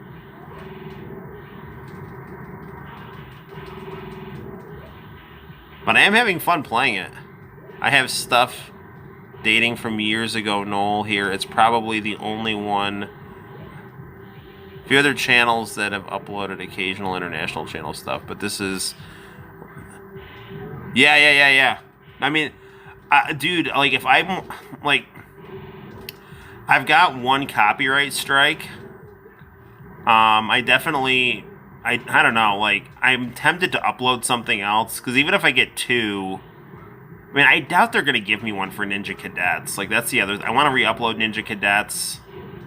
Maybe try to upload some other stuff. Dude, I've got, like, duffel bags full of VHS tapes, though. That, like... The other thing that sucks is my laptop. Like, I do not have good tech. All my money I spent on console gaming. And not new console gaming, either.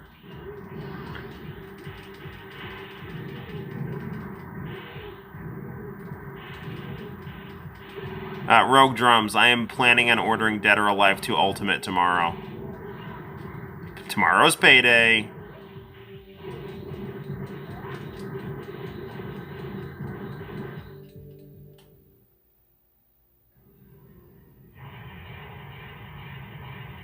Yeah. I could try to get a laptop on eBay. I got one at Walmart and it freaking sucks, man.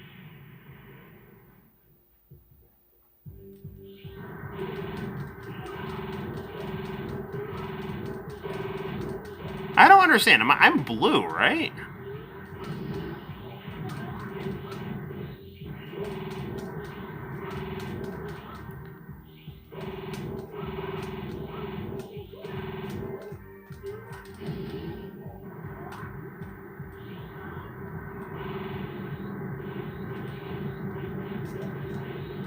I gotta tell you, this game does have some, I'm gonna be honest here. The ones here are awful. On eBay or Walmart? Because the one I got at Walmart is a freaking mule, man. And I want to say it's not just a mule, it's like a half-dead mule. And, like, I've done nothing to it. Like, I haven't gone to weird sites on it, I haven't done anything. It's just a piece of crap.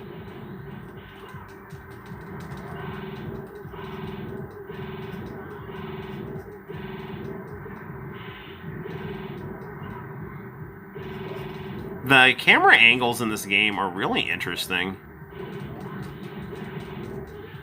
Actually, the gameplay is really interesting, too. I can see why Tony has such fond memories of this game.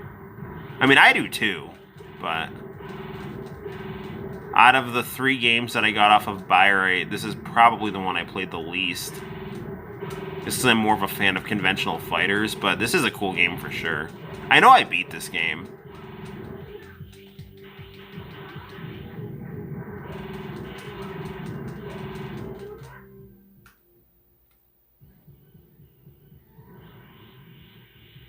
Kienzan. Walmart. Do you have to use specials to get the bar up? I guess. I just got it up by just... I don't totally remember all the specials on here.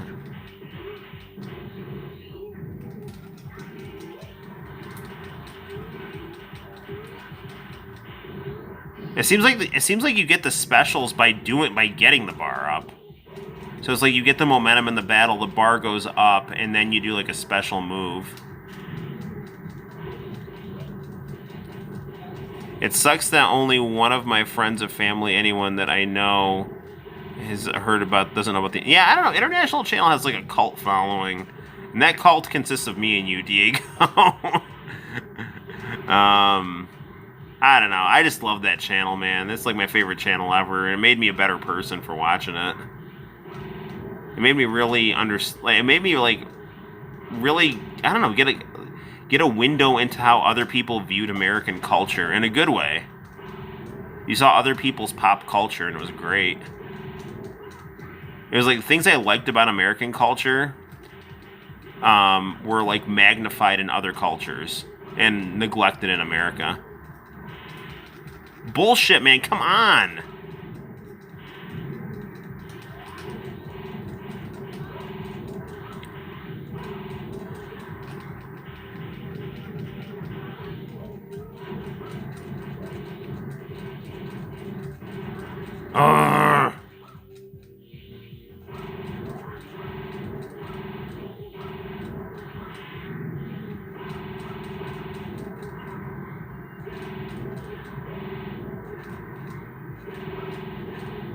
Might actually save a significant amount of money that way.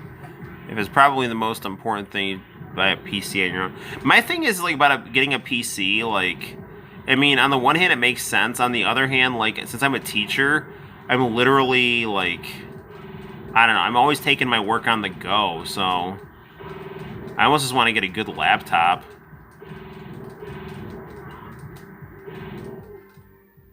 Ooh, Makanku Sapo.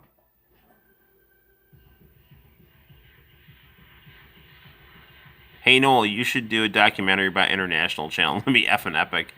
I should. I don't know if, like... I should just try to do, like, some more, like, introspective videos about, like, my experiences with International Channel and, you know, what I know about it.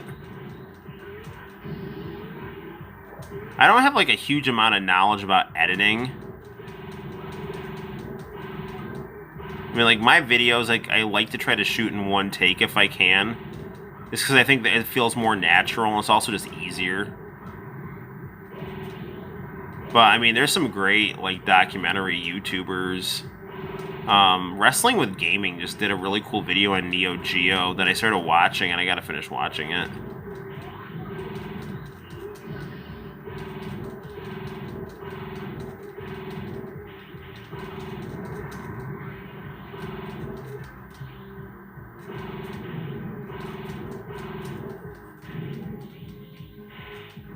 I really think that anything with a 1.5... Okay.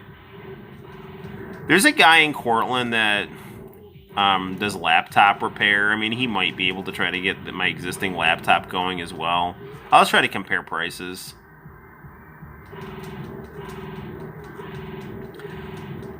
I mean, I don't know, man. Like, I have, what's it called? Power Director on the Mule laptop with a capture card, and I mean, it kind of gets the job done.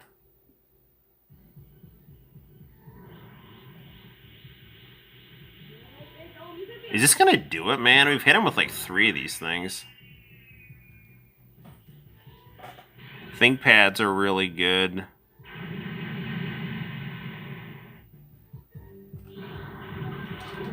Dude, what does it take to... Oh, I see. He's got like 1 hit left, it looks like. These fights are long, man. Unless I'm doing something wrong. Portability-wise, I think you can always do better, but I haven't found a lot of laptops perform nearly as well as ThinkPad EliteBook. Like, I'd like to get something ideally with a CD drive.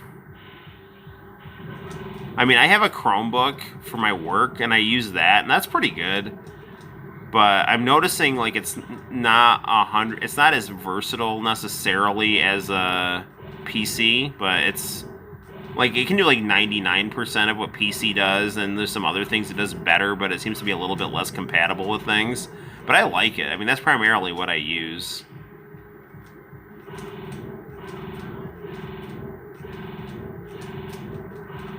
This should do it.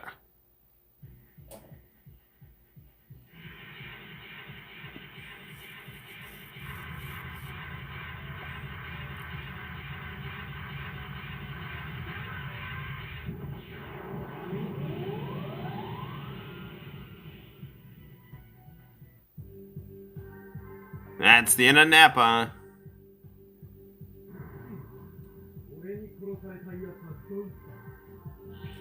Alright.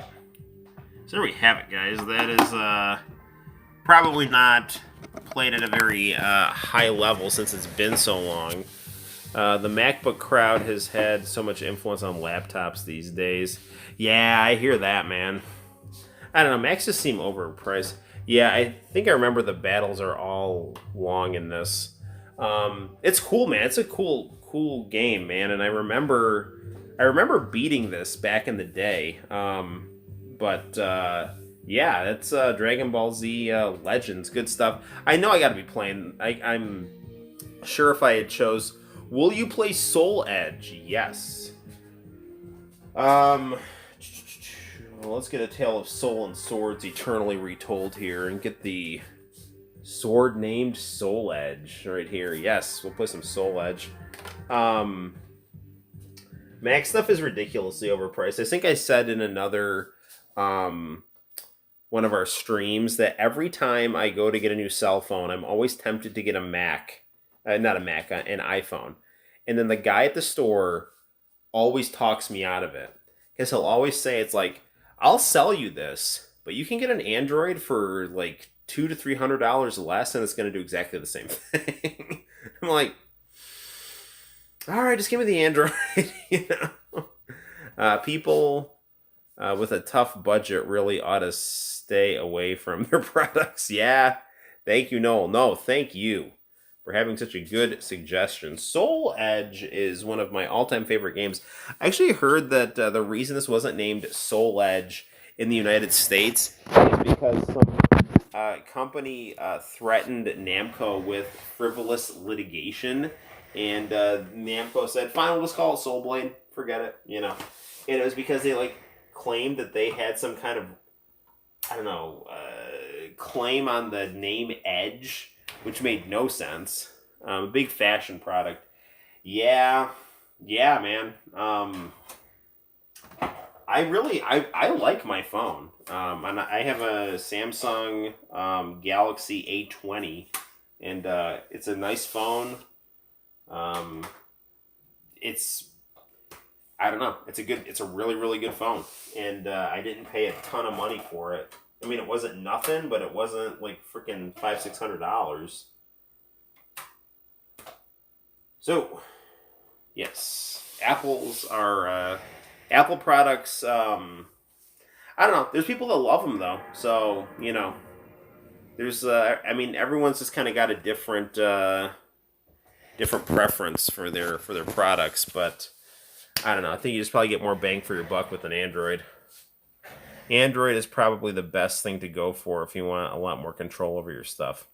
Yeah, agreed. Agreed. Namco. All right.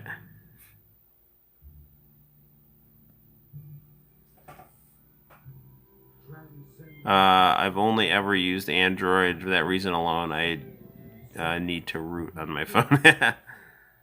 Very cool. All right, I love the opening to this game.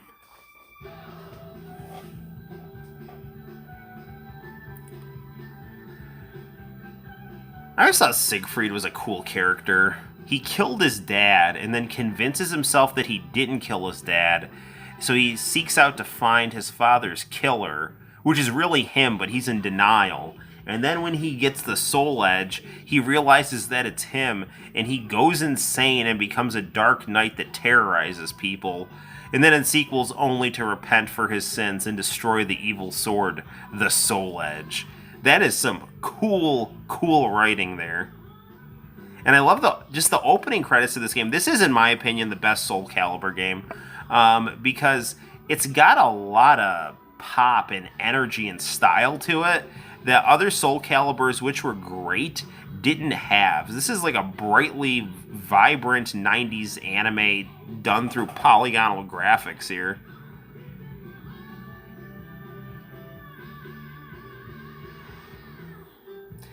And the Japanese version of this game, I think, is better because I like the Japanese voice actors better.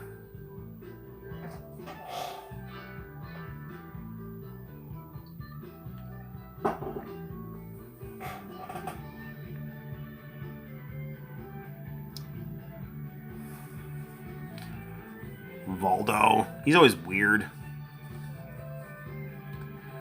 You know,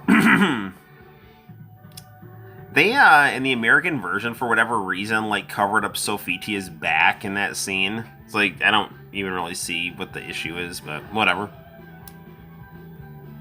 Cervantes, the immortal pirate. Arr, matey. Hear that sword clang.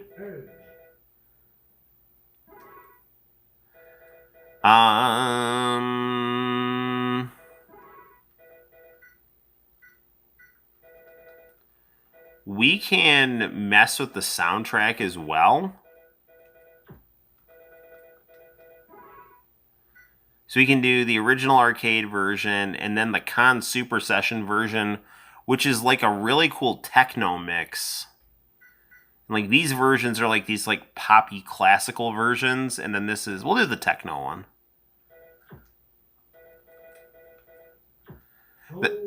Like, if you take a look at games now that they release like a tech demo essentially, and then they make you like download crap piecemeal, and then maybe in 3 years you get a complete game.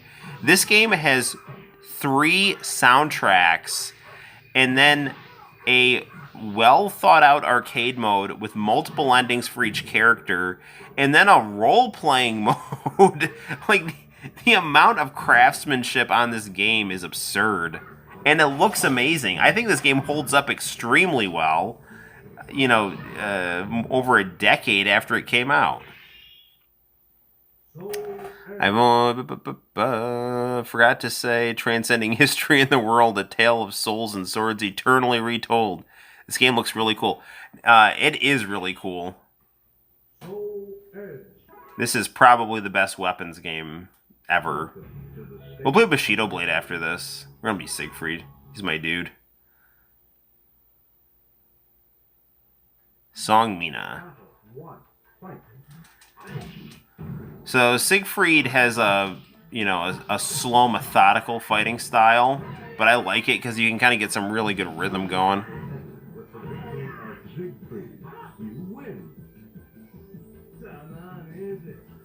Now, Siegfried, you can actually change his ending so he doesn't become Nightmare.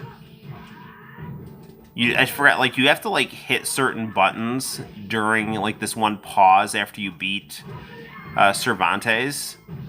And one of them, he'll destroy Soul Edge, and one of them, he'll pick it up. And the one where he picks it up is the canon ending. Huang Sonjun. Huang is another guy who becomes corrupted by the Soul Edge in his ending. God, I love the music in this game. This game, like, stylistically, this is the deepest Soul Calibur game. And I like the look of it better than the other Soul Calibur games. I love these bright colors. This is just a wash in pastels. What I really love about this game is the stages can turn into day or night. Yeah. I found your friend project profile. It's insane how looking MySpace. It is, dude, it's identical to MySpace. The coding is all exactly the same. It is a clone of MySpace. Down to the T. The only thing is it's not called MySpace. I love it. I get to finally do MySpace right, you know? I was telling these guys, like, when I had my original MySpace page, and, like, I was into all this vaporwave style before. I'm not trying to sound like a hipster. I was into this before it was cool. But you know me. I've always been into this like, 1980s style of things. So my original MySpace page had that, but it was, like, sloppily executed. Now that I'm, like, more confident, you know, I've got, you know, a bit more of my style put together, you know, I can, you know, do my MySpace page the way that I had wanted to do it, but failed to execute. But yeah, Friend Project's awesome. I love it. You should check out my blogs. I have blogs about International Channel and Dragon Ball AF and Expert Village and Teeth and Plaque Conspiracies and Metallica. Soul Edge is in the 16th century version of Tekken, only with swords. Yes. And actually, I think this game is prettier than Tekken. I think this game is prettier than Tekken 3. And Tekken 3 is a beast. That is an awesome game. But look at how beautiful this level is.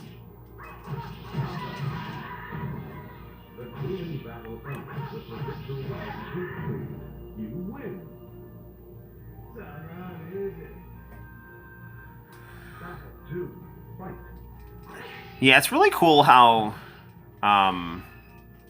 you know, with MySpace, I mean, you could just basically code your own web page, you know. You know, now everything is so standardized and streamlined, which, I mean, I guess there's ease of use, but there's no self-expression, you know. And the people on, you know, the people on there, they're cool. It's an interesting bunch on Friend Project. A lot of young people. Like, there's a lot of teenagers that want MySpace pages.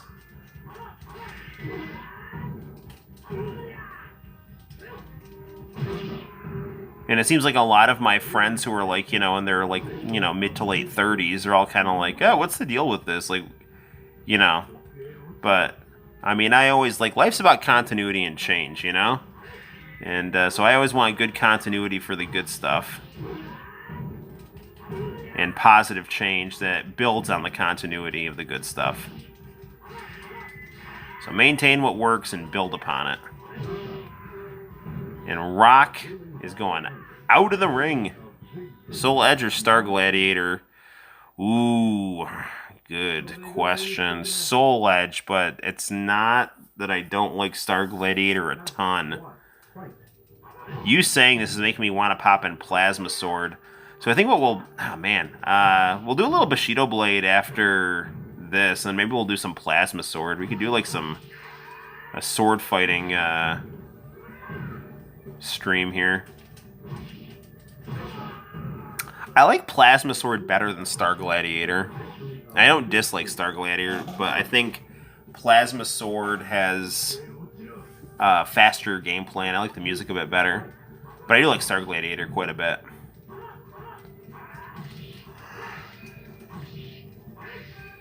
I didn't see the newest Star Wars movie, but I haven't heard stellar reviews of it. So I mean, and I'm not talking about like quote unquote like professional critics. I'm talking about like my friends who've seen it are like lukewarm to hostile towards it. Voldo is just a weird creepo. And he's from Italy, yes. So okay, this is like how my weird mind works.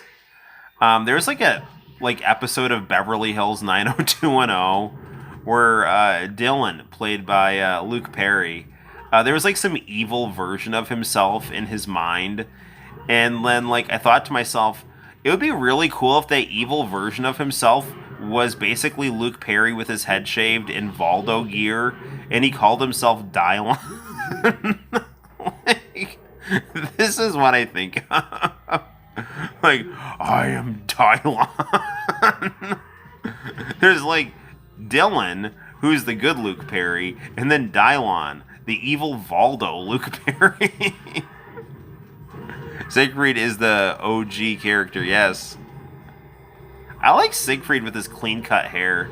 I mean, Siegfried looked really cool when he was Nightmare and had like that giant, like he had like the long hair and the giant like freak arm.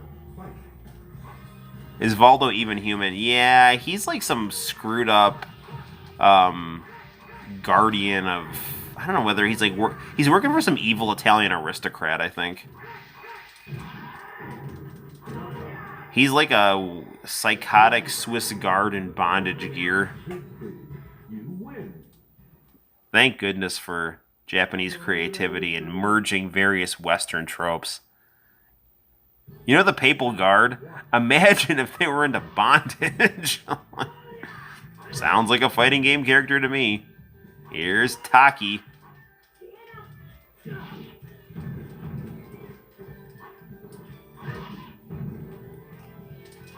Nice music here.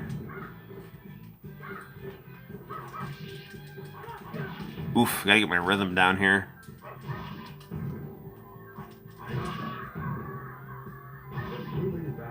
Is Valdo based on Edward Scissorhands?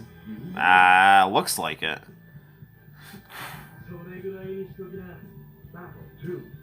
Edward Scissorhands, I haven't seen that movie since I was in the first grade. I remember it had like a sad ending.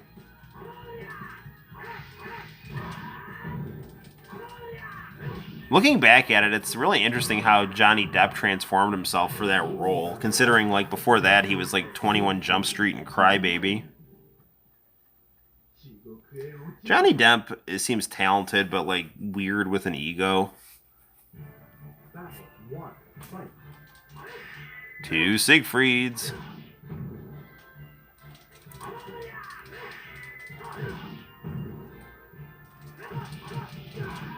Out of the ring. Did you guys know that the grueling battle ended with the victory of Siegfried? What's the difference between Soul Edge and Blade? None. The only difference is Soul Blade is the American title of Soul Edge, because in the localization process, this company threatened to sue Namco over the use of the word Edge, and so apparently Namco just then decided not to fight it and just changed it to Soul Blade. Cervantes, the Eternal Pirate.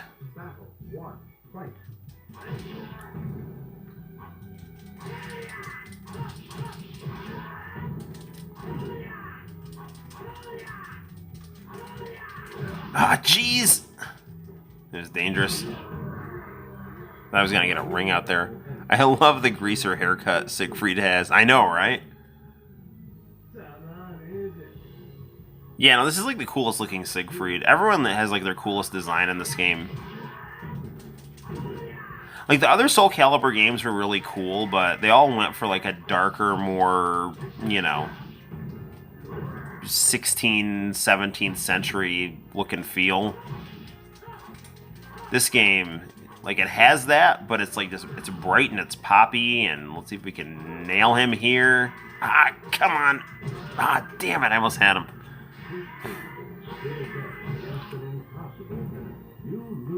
Yeah, Soul Edge has got, like, a really cool ring to it. Ah, now I'm losing it.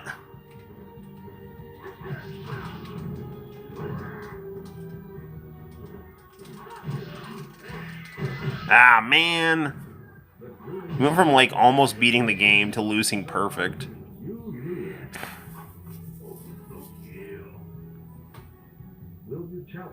Yes, I'll challenge again. I hate it when you lose to the final boss, because then it's like they start, like, picking up your patterns. But we got a perfect there, so that worked out. Yeah, so it does look like Maxie's haircut from Soul Calibur.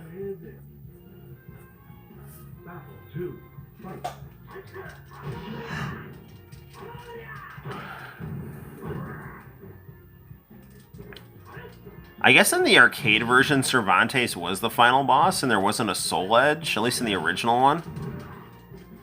I think I was watching like a Top Hat Gaming Man video about this, if memory serves me correctly. Go down, you punk! There you go.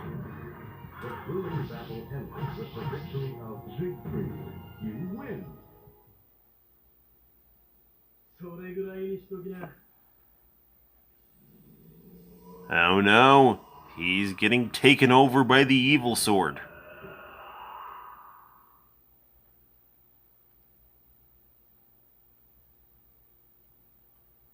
Doubtful judgment. Check out how cool this level looks. I don't know, to me the whole, like, classical aesthetic of this game is, like, really well balanced with this poppy, bright 90s pop, polygonal stuff. I love it. It gives the game a ton of style.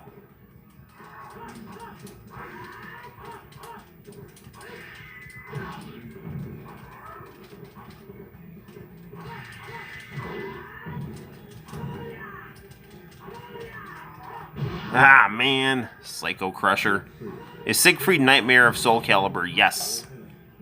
He is Nightmare in Soul Calibur, and then in Soul Calibur 4, Siegfried is able to definitively separate himself from Nightmare, and the Soul Calibur, the good sword, chooses Siegfried as its master, and then Siegfried basically destroys the Soul Edge.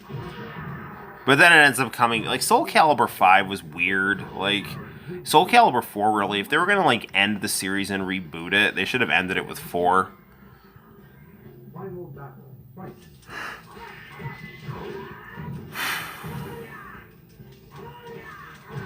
I don't remember the button I have to hit to destroy the Soul Edge. If we can beat the game here. Come on. You're so close. Come on. Ah, damn it, I couldn't get up in time. Will you play Battle Arena Toshinden? Yes. I have the cartridge. I have the CD of that, and then I've also got that on the PlayStation Mini, but I don't know if the PlayStation Mini version is the stupid European ROM that plays at a slower frame rate. I don't know why the hell they did that. That is the dumbest freaking thing. They should have just standard everything. There we go. We beat the game. They should have standardized everything to the American version with the faster frame rate rather than the choppy European one. Yeah, that PlayStation Mini's a missed opportunity. Oh, you know what I'm gonna get with my paycheck? I'm gonna get one of those like thumb drives you can put into your PlayStation Mini that come like loaded with good games that are like that play properly. They've got one that's like full of good RPGs. They've got one that's got like cool fighters on it. So I'm gonna like really like pimp out my PlayStation Mini and make it good. Dude, what the freak, man? Thank you for believing in me. Were you saying something about RPG stuff in this game? Yeah, there's like a mode in here where you can like level up your, like, you basically get your own version of the Soul Edge. It's called Blade Master mode.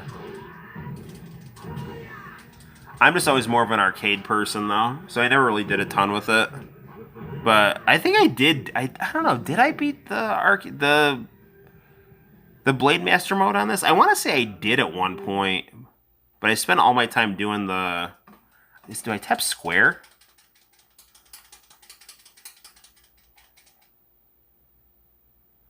But I just played the arcade version of this a ton because I love arcade fighting. So okay, so here's where I have to like I think tap square or triangle or circle. I think it's square. So I'm either gonna destroy the Soul Edge or it's gonna destroy me.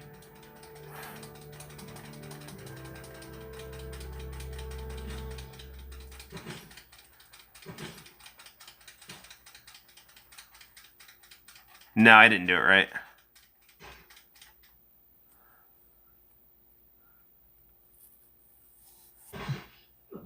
So, Diego, here's where he becomes Nightmare.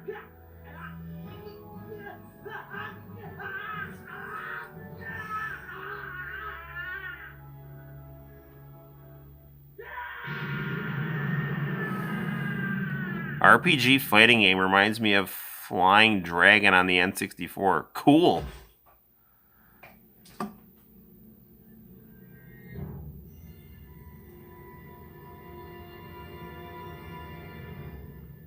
Cool, ominous ending.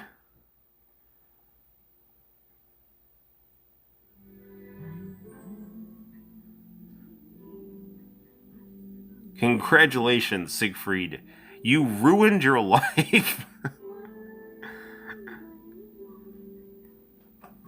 Okay. Well, Siegfried, like, accidentally killed his father. He wasn't, like, trying to be a jerk. He was, like, riding with bandits, which was a poor life choice. Don't ride with bandits. That was awesome. Yeah, I know. Isn't that, like, a cool ending? Yeah, Siegfried's a really interesting character.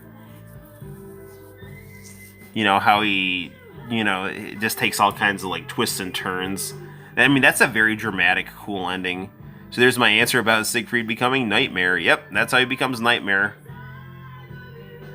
And actually, you can actually be that Nightmare armor in this game. And I want to say you have to beat the Edge Master mode to actually get it. So you have to, like, beat Edge Master with Siegfried to get the Soul Edge, and then you have that armor, I want to say. So, Diego, I mean, I was planning on Bushido Blade, but if you want Toshinden, we can play that. I'm not good at Toshinden, but I will happily play that. It's got some... Battle Arena Toshinden, that's a game that I want to say was popular because it had such pretty artwork and because it was like the 3D fighter on the PlayStation. I mean, compared to Virtua Fighter, it's weak, but that is a weapons fighting game, though. So if we are doing like these polygonal weapons-based PlayStation games, especially from the early mid-90s, there's, about as iconic as you can get next to this game is Bushido Blades. Not Bushido Blade, is Toshinden. So we'll pick that up. Let's engrave our name on the Sword of Destiny here. Just as cool as it sounds here. NGP.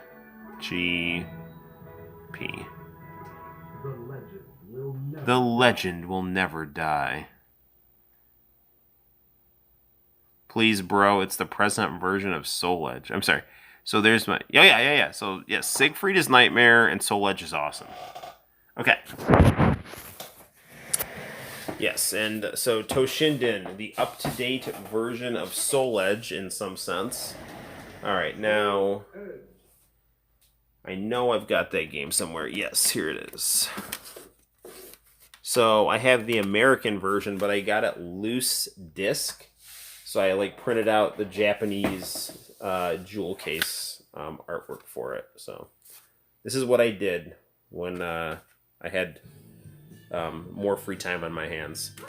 I would make my own printed versions of these jewel case arts. I never played Toshinden on the PlayStation, but I own the Game Boy version, and the music's good.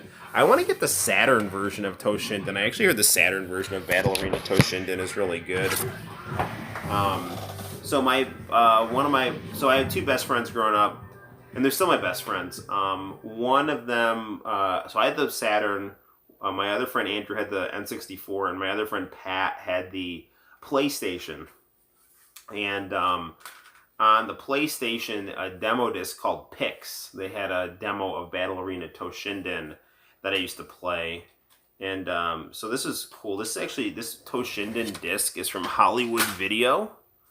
So you can actually see the Hollywood Video sticker on it. So, okay. Alright, I'm probably going to get my ass kicked playing Battle Arena Toshinden because I haven't played it in so long. But that's okay. Soul Edge, you will go back in your wonderful jewel case. Cool thing about Soul Edge's case, I have the anime of Toshinden, but not the games. I remember there was a Toshinden anime, and I don't know if I've ever seen it or not, but I need to check that out. I'm sure I'd love it. Okay, so Battle Arena Toshinden, it's a good weapons fighter, but it plays not anywhere nearly as smooth as Virtua Fighter, Tekken, or Soul Edge. But it still is an incredibly pretty game that I've had a lot of fun playing, so I'm a big fan of Battle Arena Toshinden, even though I'm not very good at it. Okay. So, let us play some Battle Arena Toshinden. I don't have the Japanese version of this game. This is the American version. So it's got weird voice actors. I remember like the one girl has like a Cyndi Lauper accent. She's like, I never give up. Like, all right, here we go.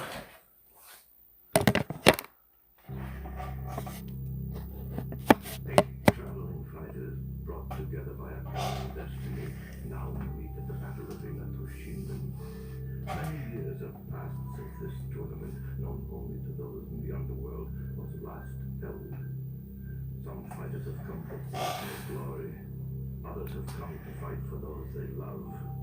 But all will do their best to be victorious in this tournament, which will decide their fortunes.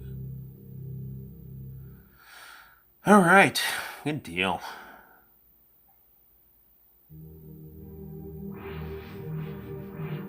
I love the iconic wow, wow, wow, wow, wow.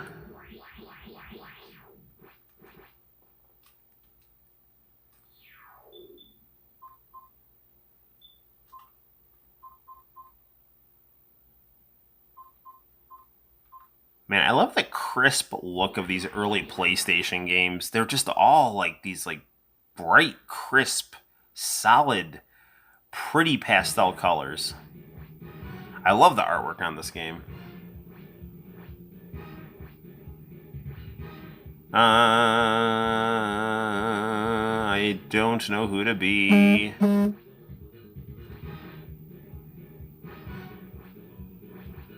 AG is like the guy I always pick, but I'm not good at this. I must be AG. Screw it.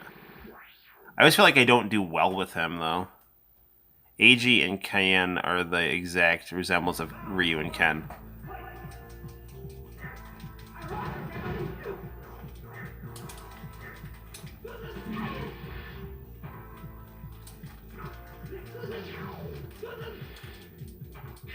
Really pretty graphics here.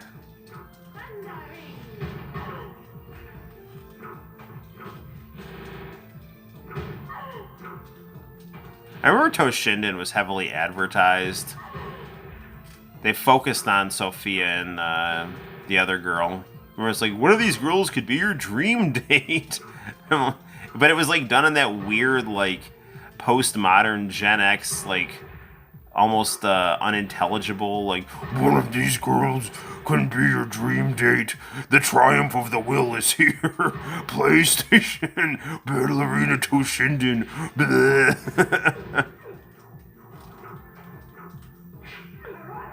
Ah!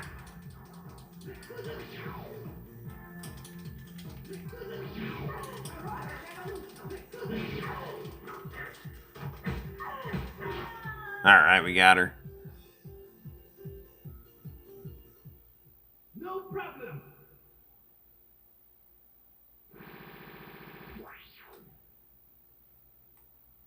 Really, really, I've said this before. Nice artwork here. And again, the music is great too.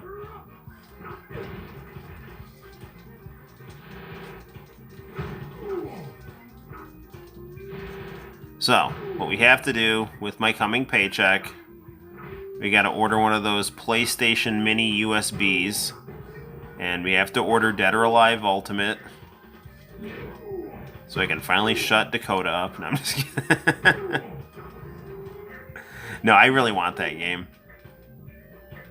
And his reaction will also be hilarious, so. Ah, come on!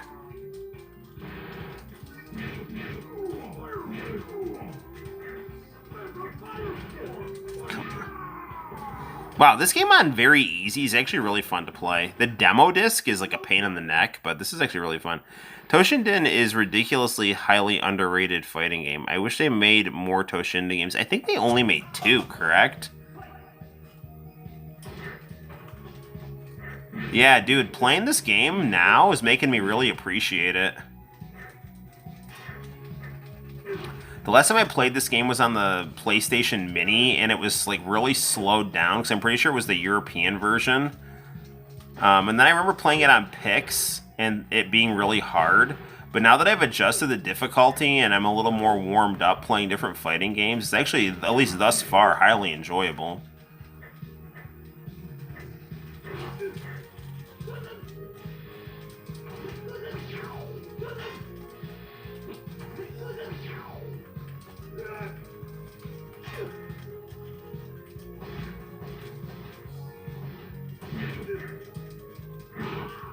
There we go.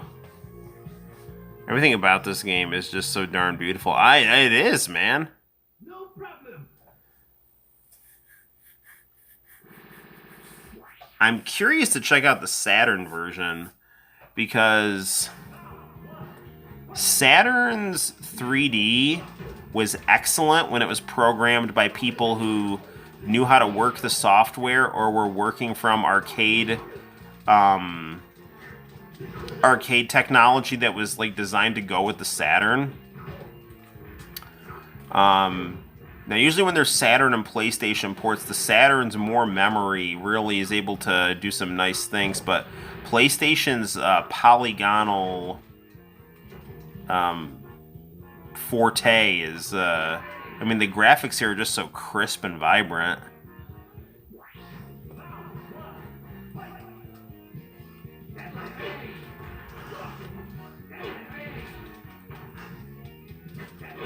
What the hell is it with these, like, early mid 90s PlayStation games and them giving people Scottish accents? Did the rain? Och. My Haga sword knows no rival. Man, I'm really losing badly here. No problem. Sadly, only 2 Toshinden games were made. Battle Arena Toshinden games were made. Well, now that I'm seeing how much I like this game, I'm starting to hit a brick wall here.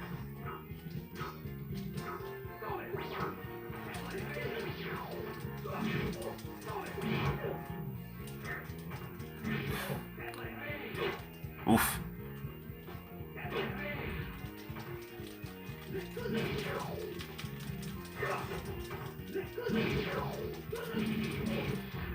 Come on.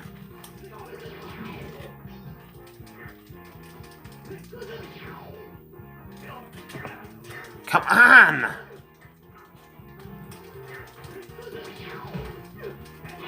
Ah, come on, bro.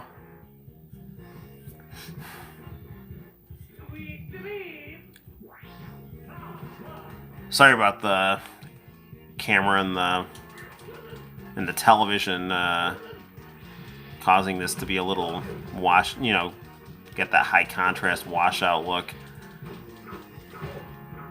We almost beat him that last time.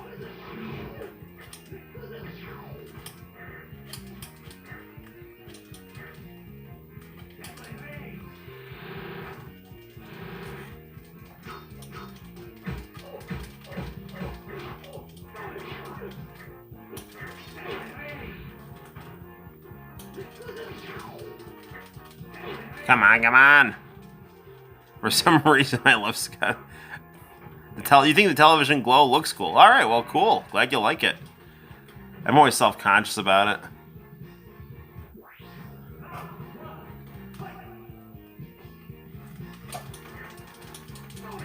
Ah, come on.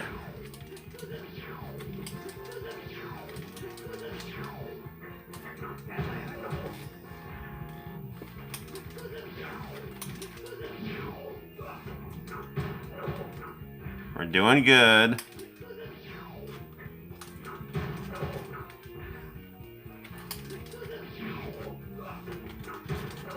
Go down.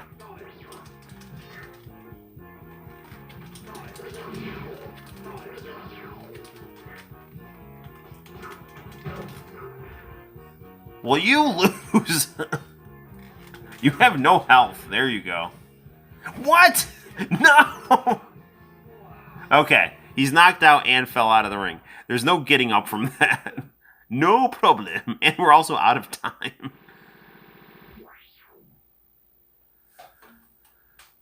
Ah, foe. He looks like Lee from Art of Fighting 2. Or as my son calls him, Chinese Vega. Get up. I want to get you out of the ring. I'm going to ring. No! He did it to me.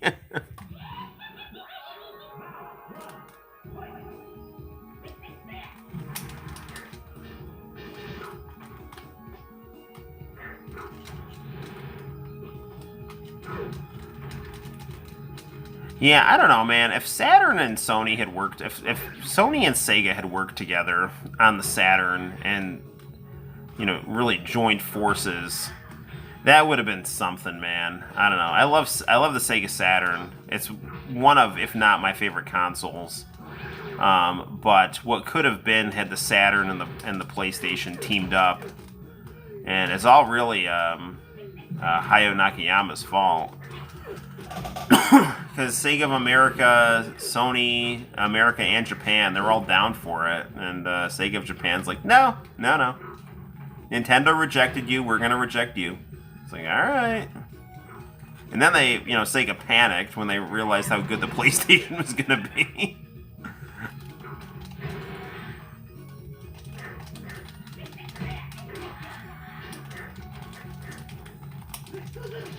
But Sega Saturn is amazing, though.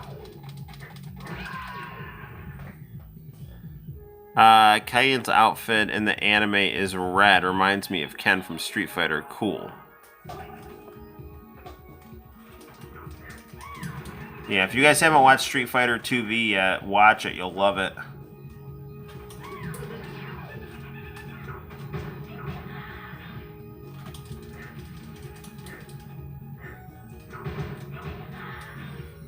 Come on.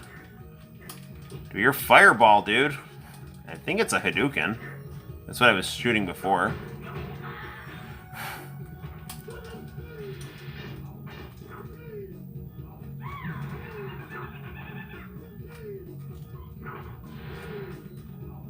I don't know, people say that polygonal graphics don't age well. They age extremely well on a professional video monitor. I don't know about, like, how they always look on, people might think they look a little antiquated on, like, a, less sophisticated connection, but, like, on a PVM, this looks freaking nuts.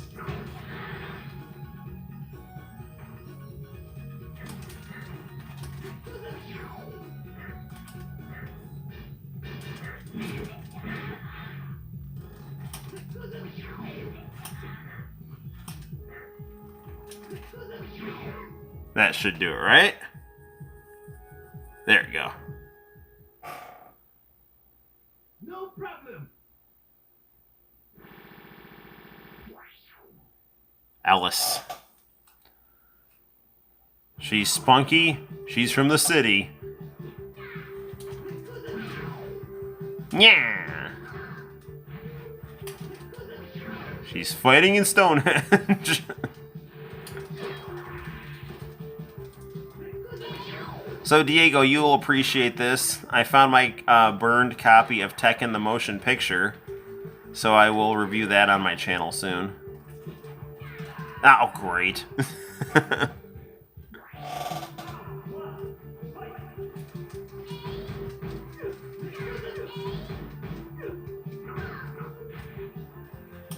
So comparing this to Virtua Fighter, because the Saturn had Virtua Fighter and PlayStation had Toshinden when they first came out.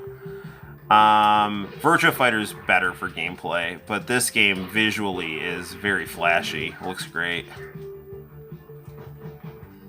Yes, she offed herself. Good deal. All right. Mondo. This guy looks like he's going to be trouble.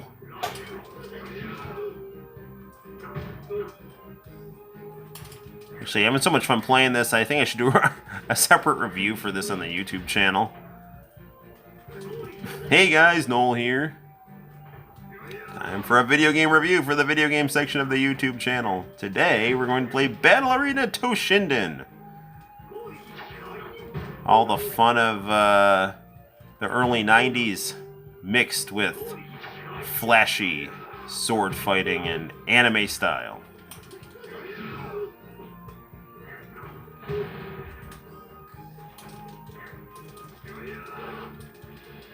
He's got like a Goku style pole here.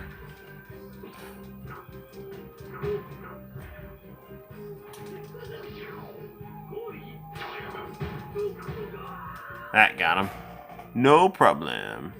Thank you very much. I'm looking forward to seeing that. I'm looking forward to doing it, man.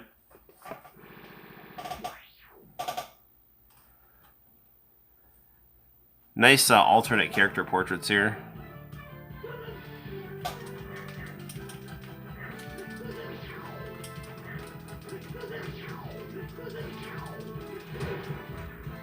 I have a feeling my character is going to be a pain in the neck to fight. My only hope is that he'll screw up and knock himself off the edge here.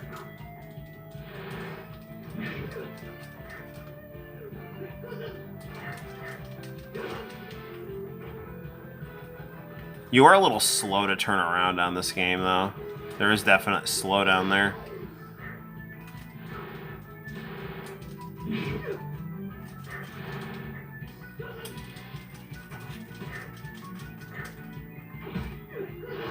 Ah, man.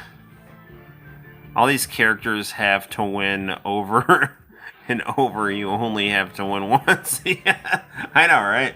The system works. Yeah, I like to set games to one round if I can. It saves time and it's more fun. Although, I don't know, sometimes if like a game is like really good and I enjoy the look and feel of it, I'll be like, oh good, I want to drag the fight out. I'm happy this is like 2-3 rounds.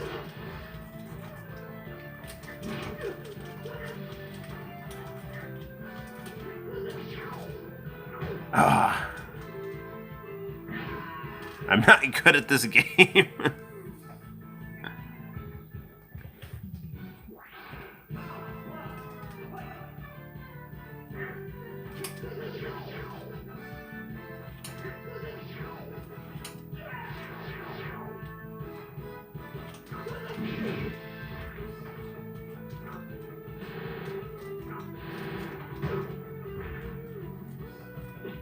Nice detail on his gi there.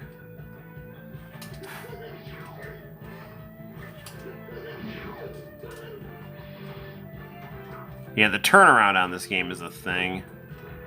It's like you almost have like tank control turnaround here.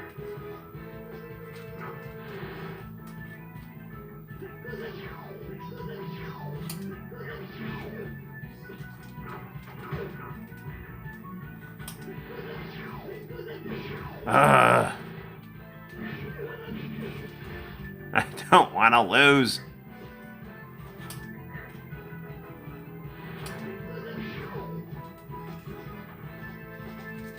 Turn around, bro. Come on.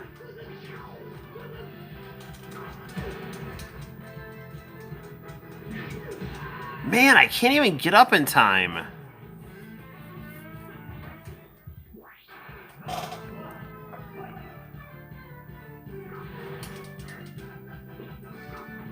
It's a good thing the music is nice and the game's pretty to look at.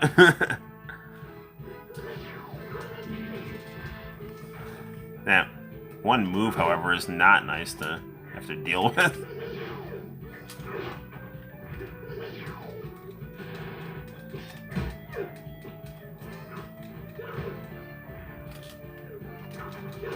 And I'm not like, I don't know all his moves either.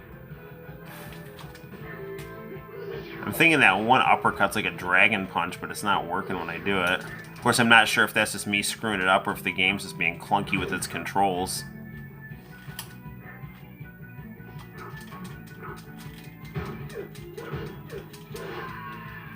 Ugh. Hang in there, Noel.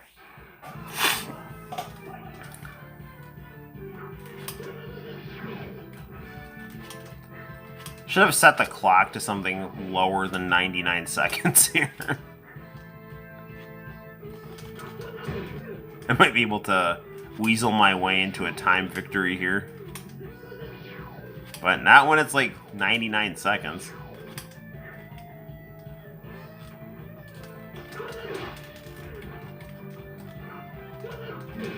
Man, that move is a crap ton of damage. How the heck do you do it?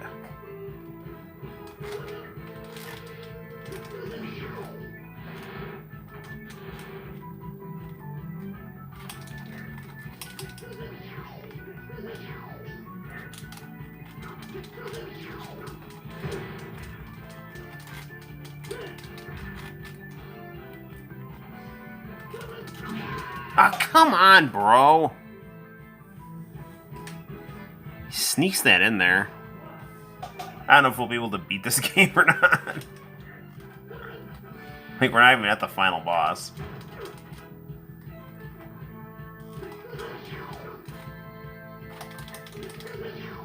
I'll still review it for the channel, though. I mean, I have beaten this game. It's just this isn't like a game I've played a ton of. I remember I beat it when I first got it.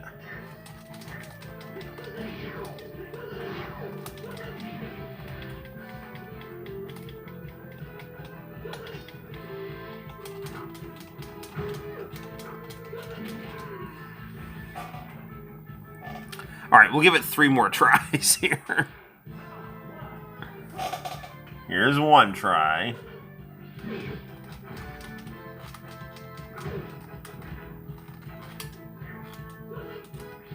Ugh. I think like jumping into the air into that. I'm luring him over to the edge. Come on.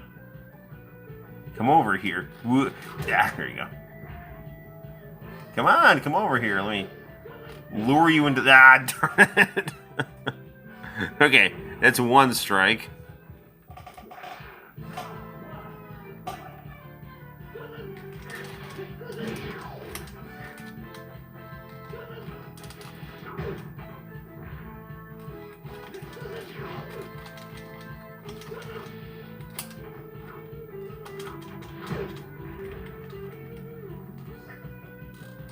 Sorry if I'm not talking that much. I am a little tired here.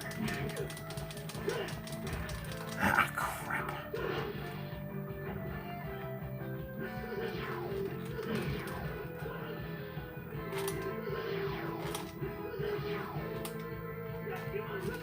We almost had him, too. That's strike 2. I have a bad feeling about this.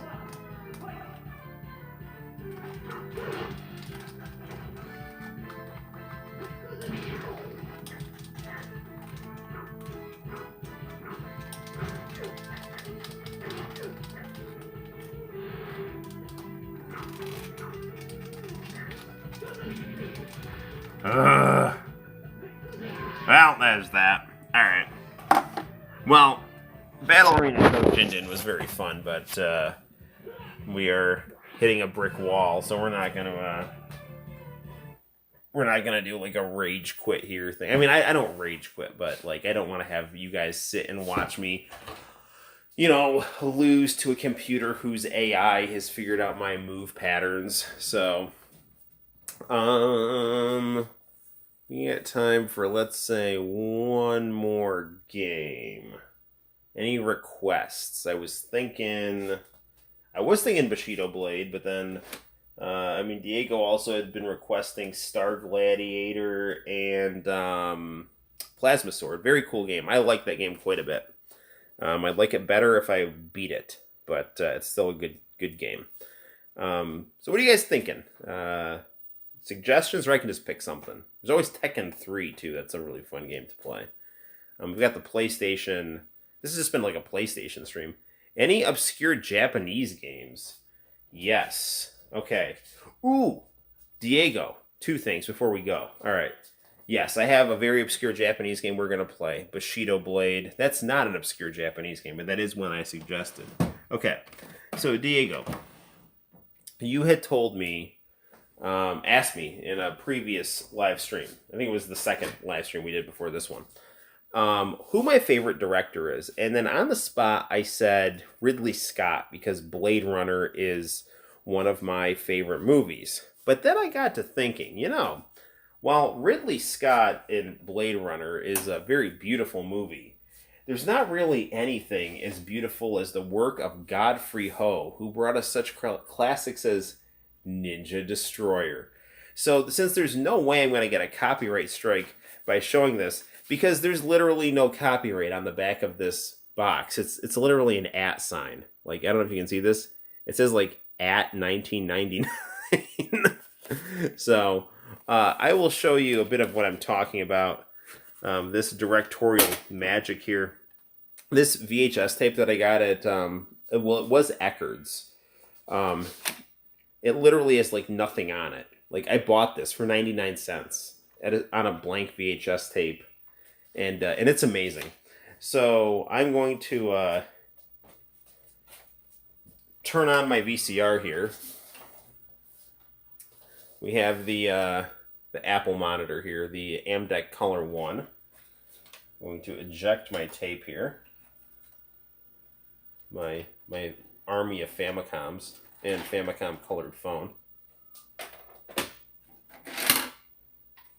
Last Captain Tyler OVA Part 2. This is a good international channel tape right here. Okay. It's falling out of my small entertainment center. All right, let's see what we got here.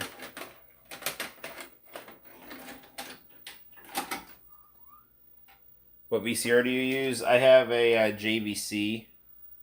He is now working at the gem mine controlled by the rebels. Find him. He'll give you any help you might need. Okay, so this is the deal with these movies here. All right. They, hang on a second. I'm going to fast forward this here. There's, I hope this tape doesn't get eaten, because it's literally one of a kind. Okay, this is the deal with these movies. All right. I don't know if I've told you this or not. Godfrey Ho makes extremely low-budget movies. He's, I believe, from Hong Kong. And what he does is he'll get a discarded movie, just something that never saw the light of day or barely saw the light of day. And then what he'll do is he will take us, just if we're in Hong Kong, any like Western person, it's like, hey, you want to be in a movie? Sure. Okay, wear this ninja costume and read these lines.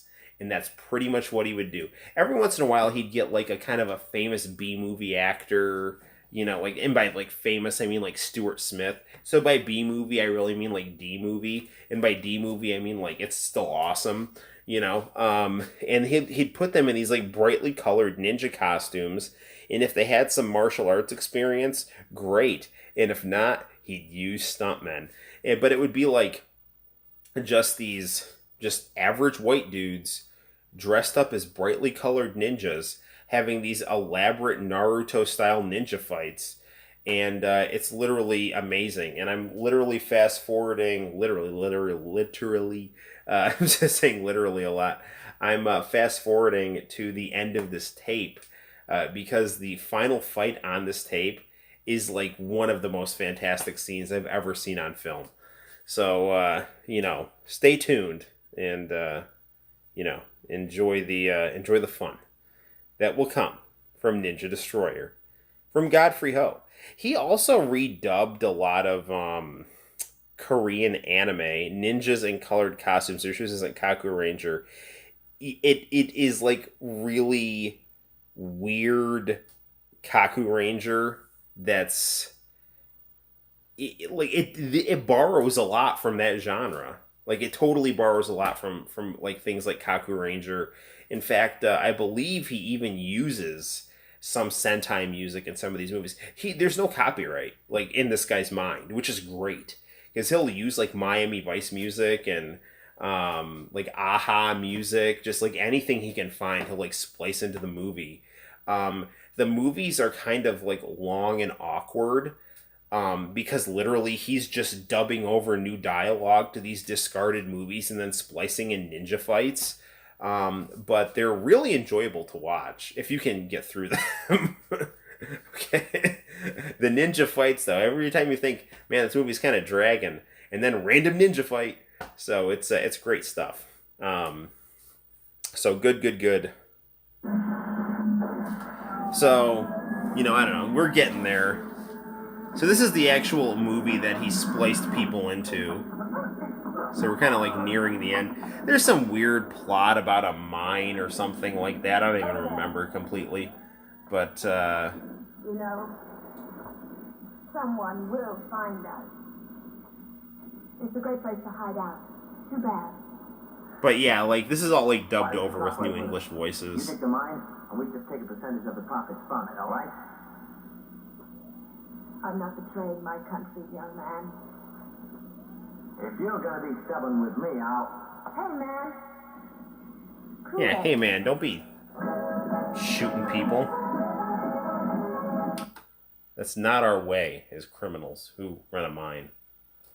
Alright, hold on. The good stuff's coming. I mean, that was good, but it's going to get better. There will be some swearing in this scene, so, I don't want to corrupt your virgin ears. Not that I'm making any assumptions about your, progress with the ladies. That's a Simpsons joke that I'm making, so. That you've never heard swear words.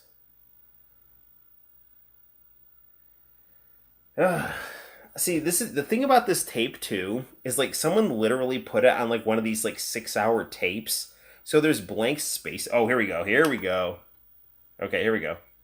All right, hang on. So I'm trying to say like I can't just shut the tape and like fast forward it. Okay. So this right here is the climax to Ninja Destroyer. Let's watch. Clearly. Let's go home now, huh?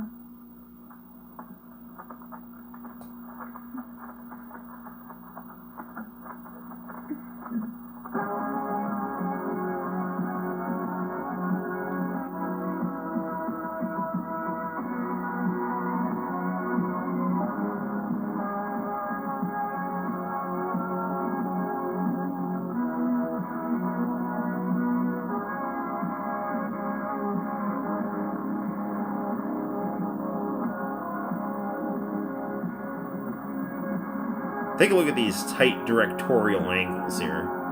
Lots of tight headshots. I think it's right out of a comic strip. I'm gonna lower this a little. I don't want to wake up my family with angry, awkward swearing that's going to happen here. Michael, you still look all right, Byron. Thank you. You look all right, too. But you changed completely. It's not your business. I don't need your approval. My mission is to stop you. Get out of here now. It's only gonna have a bad end. No. You're coming back for the court-martial. Daniel court-martial. I'm such an asshole. I won't stop until I stop you. Let's make a deal. I'll offer you $1 million. $1 million won't bring back 1 million people's lives. No, I don't have this digitized. If you don't start I need to. You stupid fool. So noble. The only heroes are dead heroes. I'm not a hero. I'm a soldier. We were both changed by that damn war. I'm ashamed of the fuck up in Vietnam. Powerful commentary That's not here. our problem now. That's politics. Fuck the politicians. I'm no longer a soldier, you're not fucking Rambo either. Stop twisting the truth. I'm not trying to be a Rambo. I'm a soldier.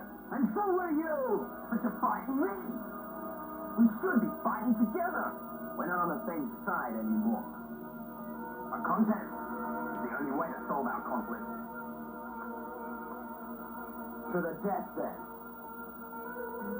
Well, there's no going back now.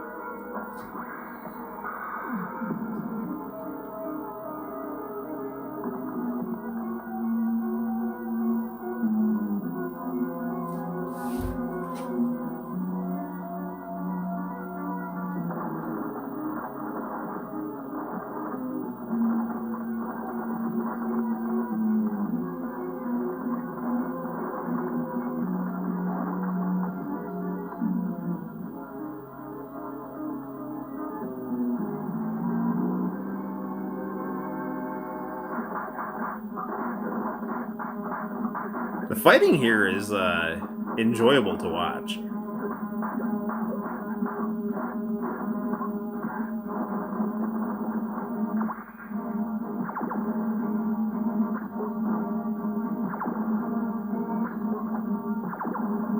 I know, isn't it? Isn't this like the greatest thing ever?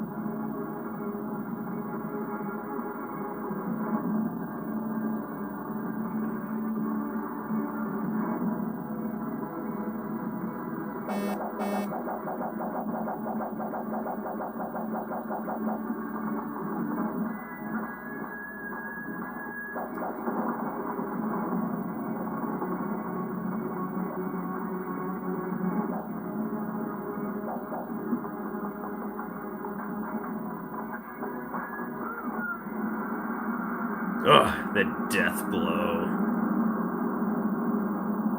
This scene is so cool. Yeah, I love how they do that. The cold glare of his eyes on the beautiful light of the sword reflected off it.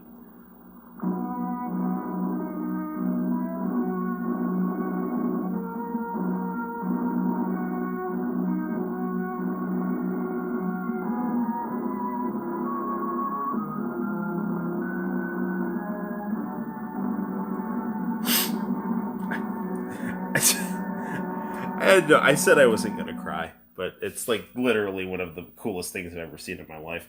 Yeah, so actually, Godfrey Ho is my favorite director because I mean, like you're not topping that. That is the most like badass cool thing just anywhere ever.